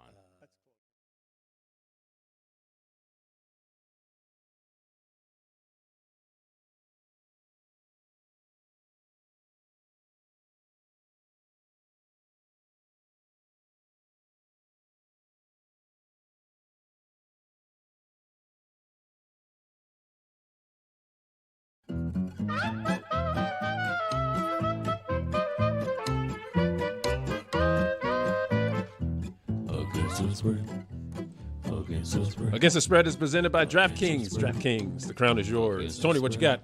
I'm going to the association tomorrow night. The Spurs versus the New York Knicks in the game 1 of the NBA Finals. Spurs are minus 4.5. That's their price. I'm going to take them. I think they're going to blitz the New York Knicks early. I think they're going to win by more than 4.5. Unfortunately, so I'm going to take the Spurs and the Galactic Fascism of Wemby. His big man spread. Mike also had the Spurs. We probably should have compared notes. But when I do take the Spurs, for all the very same reasons, I'm going to head over to the new DraftKings Sports app. And I'm going to go ahead and pick the Spurs. And I'm going to get my rewards. That's okay. We're not live. We can just stop down, right? We're not live. Of course we are. Okay, good. Against the spread. Against the spread. Did think I said that one out loud. Two smart minds. He likes man spread. Yeah, that's a terrible. Yeah, I think when you just say it out loud, you call it. I had just shaken that image. And it looks like Sid Rosenberg. Okay, we'll get back to Sid Rosenberg. I don't know why you did that either, but I want to tell people that Meadowlark Media has never had something quite like what Juju and Trist are doing after NBA games, and so we are proud to present what he's doing at DLS Hoops on YouTube. He's going to be covering the NBA Finals for us, and it seems like it's going to be a giant one. Like, it seems like it's going to be a lot of fun. Juju, without knowing who it is and what it is that you have planned, what are you doing to escalate the stakes on Alley-Oop? Man, we having some of the favorite guests of the Le Batard Show on over here with your boy. You know, we got the kid Merrill. We trying to get Sam Merrill. We trying to get some of these pretty much flammable people that we be having on the show to bring some of that to the Alley-Oop afterwards. You did. It'll be after games. How far after games, just so that people know where it is to find you, Juju? Look, as soon as Tony can get his behind to that computer, we are going live, baby. All right. So you missed me. You didn't promote me at all. That's going to be in all of these Alley-Oop post game shows. I talk about Juju and Tristan. We never talk about me. Okay, it's okay. It's everybody's project. I said it was unlike anything in the history of Meadowlark Media. It's a team game. It's okay. It's all right. You want your shine? Okay. No, Tony, not really. I don't want the No, it sounded like you don't want it now. I don't want it. Not when you have to beg for it. Minus 4.5. Not when you have to beg for it. Well, you did so well comparing notes with Mike on the segment. Well, to be fair, I had my notes first, and then he said his notes. When you take the Spurs minus 4.5, make sure you do so on the new DraftKings Sports app. That we both It's know. the only part that matters. Juju, do you have any thoughts on Sid Rosenberg? Bruh, when I first saw him, I was like, I know they gonna say who I think they gonna say, but they didn't say it. Bruh, I'd like to introduce you to Willy Wonka and the Chocolate Factory's Violet Beauregard. Oh, remember, yeah. she was a hater. She would hate on my boy Charlie. Then she turned up behind right into the blueberry. Karma is a B-I-T. You already know the last two. All right. Yes, we do. Thank you. We already do know the last two. It's you could have done. We know the last. You could have done BI, and it would have been 3.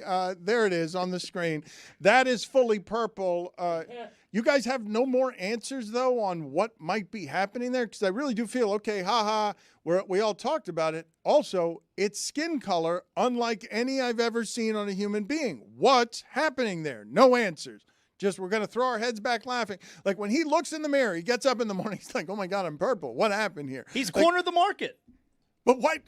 It's his look. Does anyone have a better theory than the hatred is eating him up from the inside? He's molting? Lighting, perhaps? No. No, I mean the heat lamp that is hovering over his bed at all times. Okay, you think he's gone? You think this is a bad sun tanning accident, that he fell asleep in a tanning machine? I mean, Sid famously throughout his entire career reveals how much he loves to tan. In fact, there was like a person on the street, famous New York series, and this person just happened to come across Sid Rosenberg in the streets of New York, not knowing who it was, and he was shirtless tanning on a park bench. You guys believe... He acted like a real creep in that. Maybe colloidal silver? You guys believe that is not a tanning accident. That's a tanning on purpose. Yeah. With Sid Rosenberg, you don't get to look that way on accident, dude. It's absolutely purposeful. Impossible. Just can't be. Like 2 days after the Joker fell in. That's his thing. That's been his brand. What do you mean? What's his brand? To push tanning to the limit. But that's more like a Stacey Adams, like brown leather. His is a purple leather Stacey Adams. That's a totally different shoe. The brand must be bronze. It can't be purple. If you're trying to make it your brand, you cannot look cooked. He looks like an eggplant. Hello. Ayo, no. It depends. Hello. Hello. Where are we on the catchphrases? Both phallic in nature. Where are we on the amount of money owed? I wanted to get Benetti on. Let's see what happens. We'll find out together what's going to happen. Juju, let's get into the Joker of the Day. What do we have? Do we have a Joker of the Day of the week? Yes, sir. We got a Joker. But I also like to submit this as the most difficult ones for Boog or my boy to say. Hey, we're the monkeys, baby, is very slippery. If they pull that one out, I think you might have to donate about 2 bands for that one. What you think, Roy?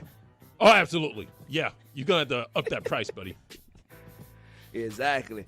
But Joker of the day, man, my brother Skip Bayless.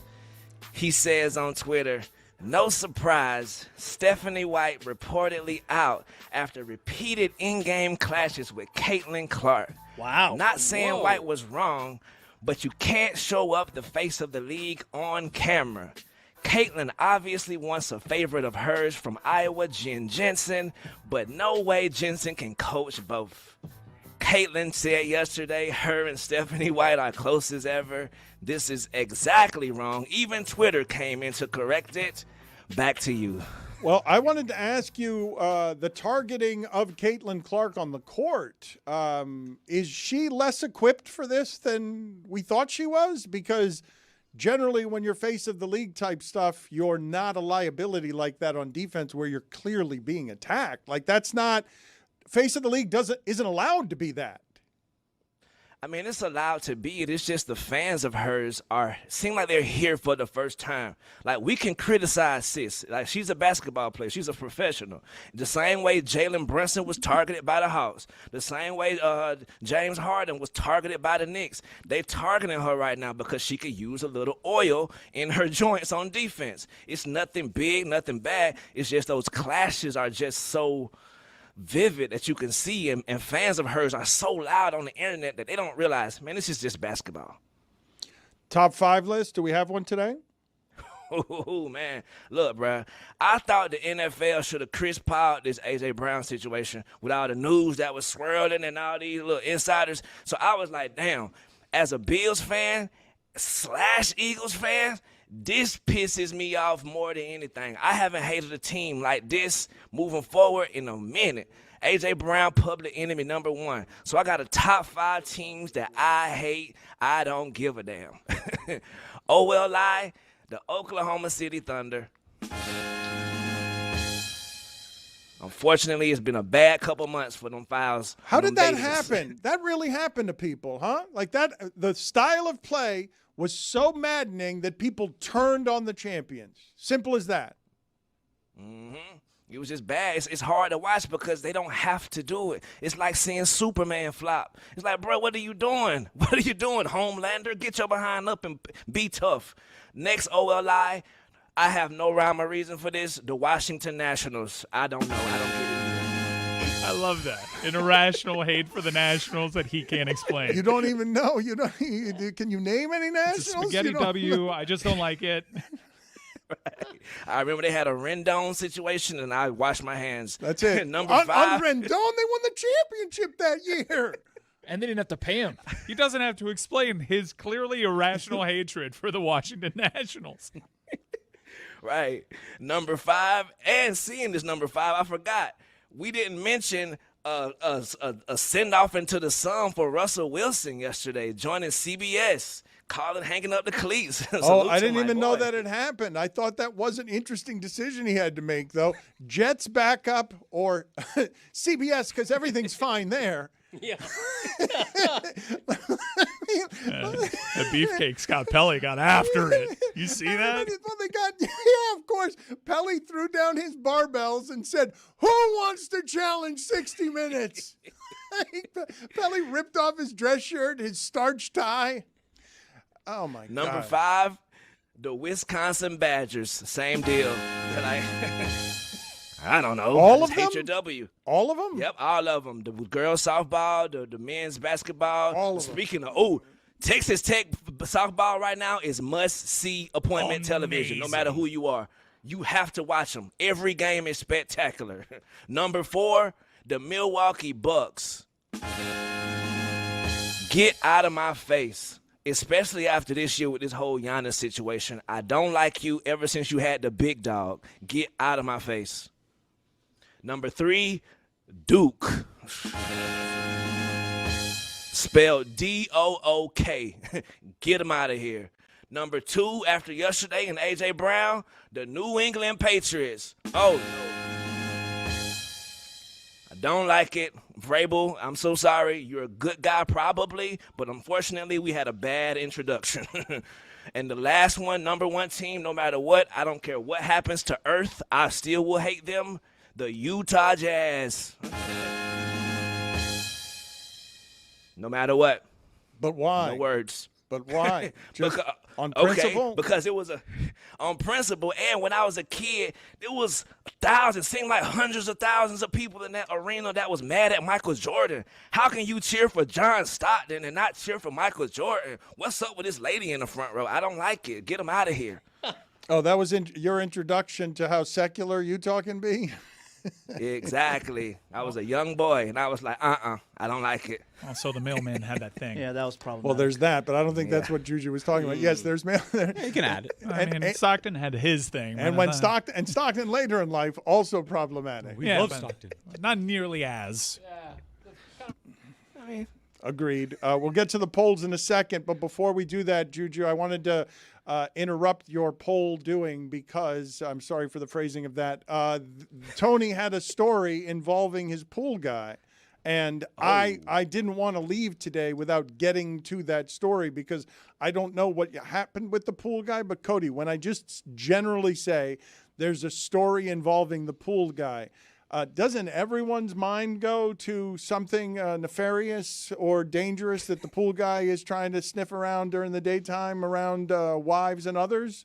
I don't know. I would think first that I caught him urinating in my pool. What? Yeah, that's where I So go. you just drop trow and just let it Yeah, hang and yeah, he That's didn't- automatic fire, right? Right. Oh God. Like you don't ask, what are you doing? Right, because you got to drain it at that point. The pool? You Sparta kick him. That's what the chlorine's for. Exactly right. That's good. We've all done it. Yeah, we could. We continue to do it. All right, so here's the That's right. situation, boys. I That's need help. exactly right. I need help. My pool guy, great guy, little sickly sometimes. He's a little sick, but not the point. The point is, when he does show up, I go to greet him, and the pool is very close to the sliding glass door. So he's out there doing his thing, whatever. So I always open the front door, and I've done this 3 times, and every single time the same thing happens. So I open the door. Hey, Carlos, what's up? Just kind of friendly wave. Hey, thank you for coming over to my house. Thank you for doing this thing. So he receives that, and I kid you not, guys. I swear to God, his reaction every single time is like this. He's doing the pool right. He's cleaning things. Oh, he gets scared. He gets frightened, but like so frightened. Why are you scaring Carlos? Nothing to cough at. He is terrified. I don't know what happened, so I'm trying to figure out. I've done it at different pitches. I've done it at different tones. I've done it with waving a hand. I don't know what to do to make him not scared. So I want to ask the class here, is there anything that I can do to the pool guy to not make him terrified? Is he like a war survivor, or does he have I don't some think sort so. of post-traumatic stress disorder, or is the cleaning of the pool a meditative Zen experience for him? Where It is. You probably have people for that, but I do really enjoy skimming a pool, listening to songs about murder. Yeah, the thing is, like, I get it one time. Yeah. Yeah, no, he's right. It is. My headphones, I'm skimming the pool. Someone's killing somebody in my headphones. That's Yeah. all right. That's all right. This is great hip hop, great era. Yeah. The issue is how do I not scare him every single time? So now the 4th time, if I do it and he gets scared, like, what do I do? Do I have to like cancel? Like, Well, do I have you to tell don't him have to to go? shout. You have to But I'm stop not- doing But it. I'm not shouting. I'm just saying, hey, Carlos, what's up? No, you have to just stop saying hello. Stop saying hello? Yeah, stop saying hello. My dad had this thing too. He would fall asleep, and I always have to wake him up. And I just like do it from behind the couch now because every time there's no good way to wake him up because it's always like, like it's terrifying and it's prolonged. Yes. It's not just like like it goes for like 7 seconds where he's in this deep like REM sleep and it's and like I can't do this anymore. Dude, I swear to God, Carlos does it for like 3 seconds. I think he's gonna fall in the pool or fall back, and then all of a sudden he like you know breaks his leg, and it's my fault because I scared him. Like Dad was there till like 3:15 after he was watching Juliet, and he's like, "Why'd you let me sleep?" Because I'm flatly no longer waking you up. It terrifies me. Hold up a sign. Oh, hi, Carlos. Yeah. Thank you for your service. Yeah. Roy, do you have a pool? No, sir. Are we the only 2 without a pool? Most likely, yeah. I don't have a pool. Real penthouse. Well, the That doesn't construction count. company's actively allow working it. on it. Wow. Yet. I was going to say 2 Americas.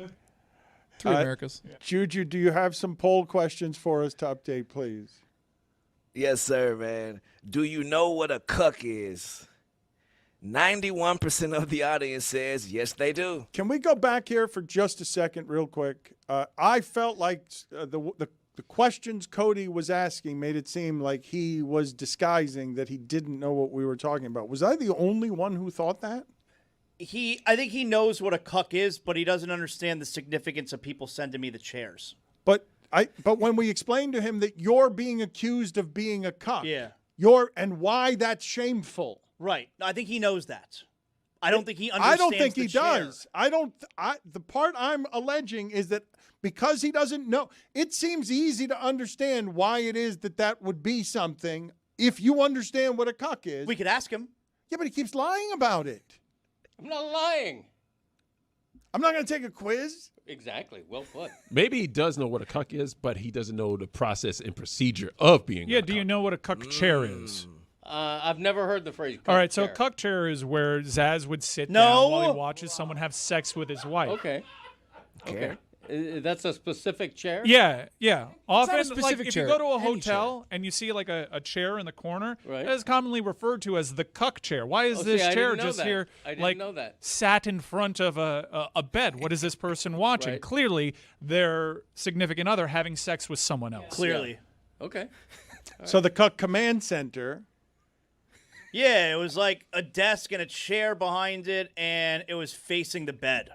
That's the cuck command Okay. center, apparently. And do you prefer a chair? Yo, don't address me as if it's something I do, all right? Oh. What's another poll Do you question? just watch or update? you get after it a little bit? All right. Is it Insakakis? Is LeBron the modern day Muhammad Ali? Oh, dear God, that's not going to go well for him. 77% of the audience says no, he is not. Close. Are people in New York being nicer to one another because of the Knicks? 83% of the audience says yes, they are. More impactful trade. A.J. Brown to the Patriots, Myles Garrett to the Rams. 91% of the audience says Myles Garrett to the Rams. It was And weird, last right? poll- It was weird, right? The coverage, it was weird, right? You guys are with me on that. Very weird. It was weird, right? Right. A.J. Brown. Hey, a giant superstar was traded, bigger than A.J. Brown. Okay, good. Right, not to be mentioned, OBJ back with the Giants, as well as Juju Smith-Schuster. And the Braxton TikTok team Berrios. from hell. It's like, let's sign every wide receiver to make sure that that's the story that comes up when they Google New York Giants this week. The most important poll of all time. Is Dan running a construction company? 83% of the audience says yes, you are, and those are your polls. I wanted to ask you guys if any of you had the reaction that I did to Jackson Dart trying to handle that moment. You just a little unpleasantness. Did it not seem to you that was a boy in a man's body trying to do man things that hasn't considered anything because he's actually a boy? Yes. And that's all we wanted. Thank you, Jackson. Greg, you see the command center. You can monitor the situation while also maybe taking a call, maybe writing some notes I'm not down. joking when I say I want tomorrow a chair there and I want Zaz to be doing the show from behind us, watching Greg and I do the show. Who won? You all did.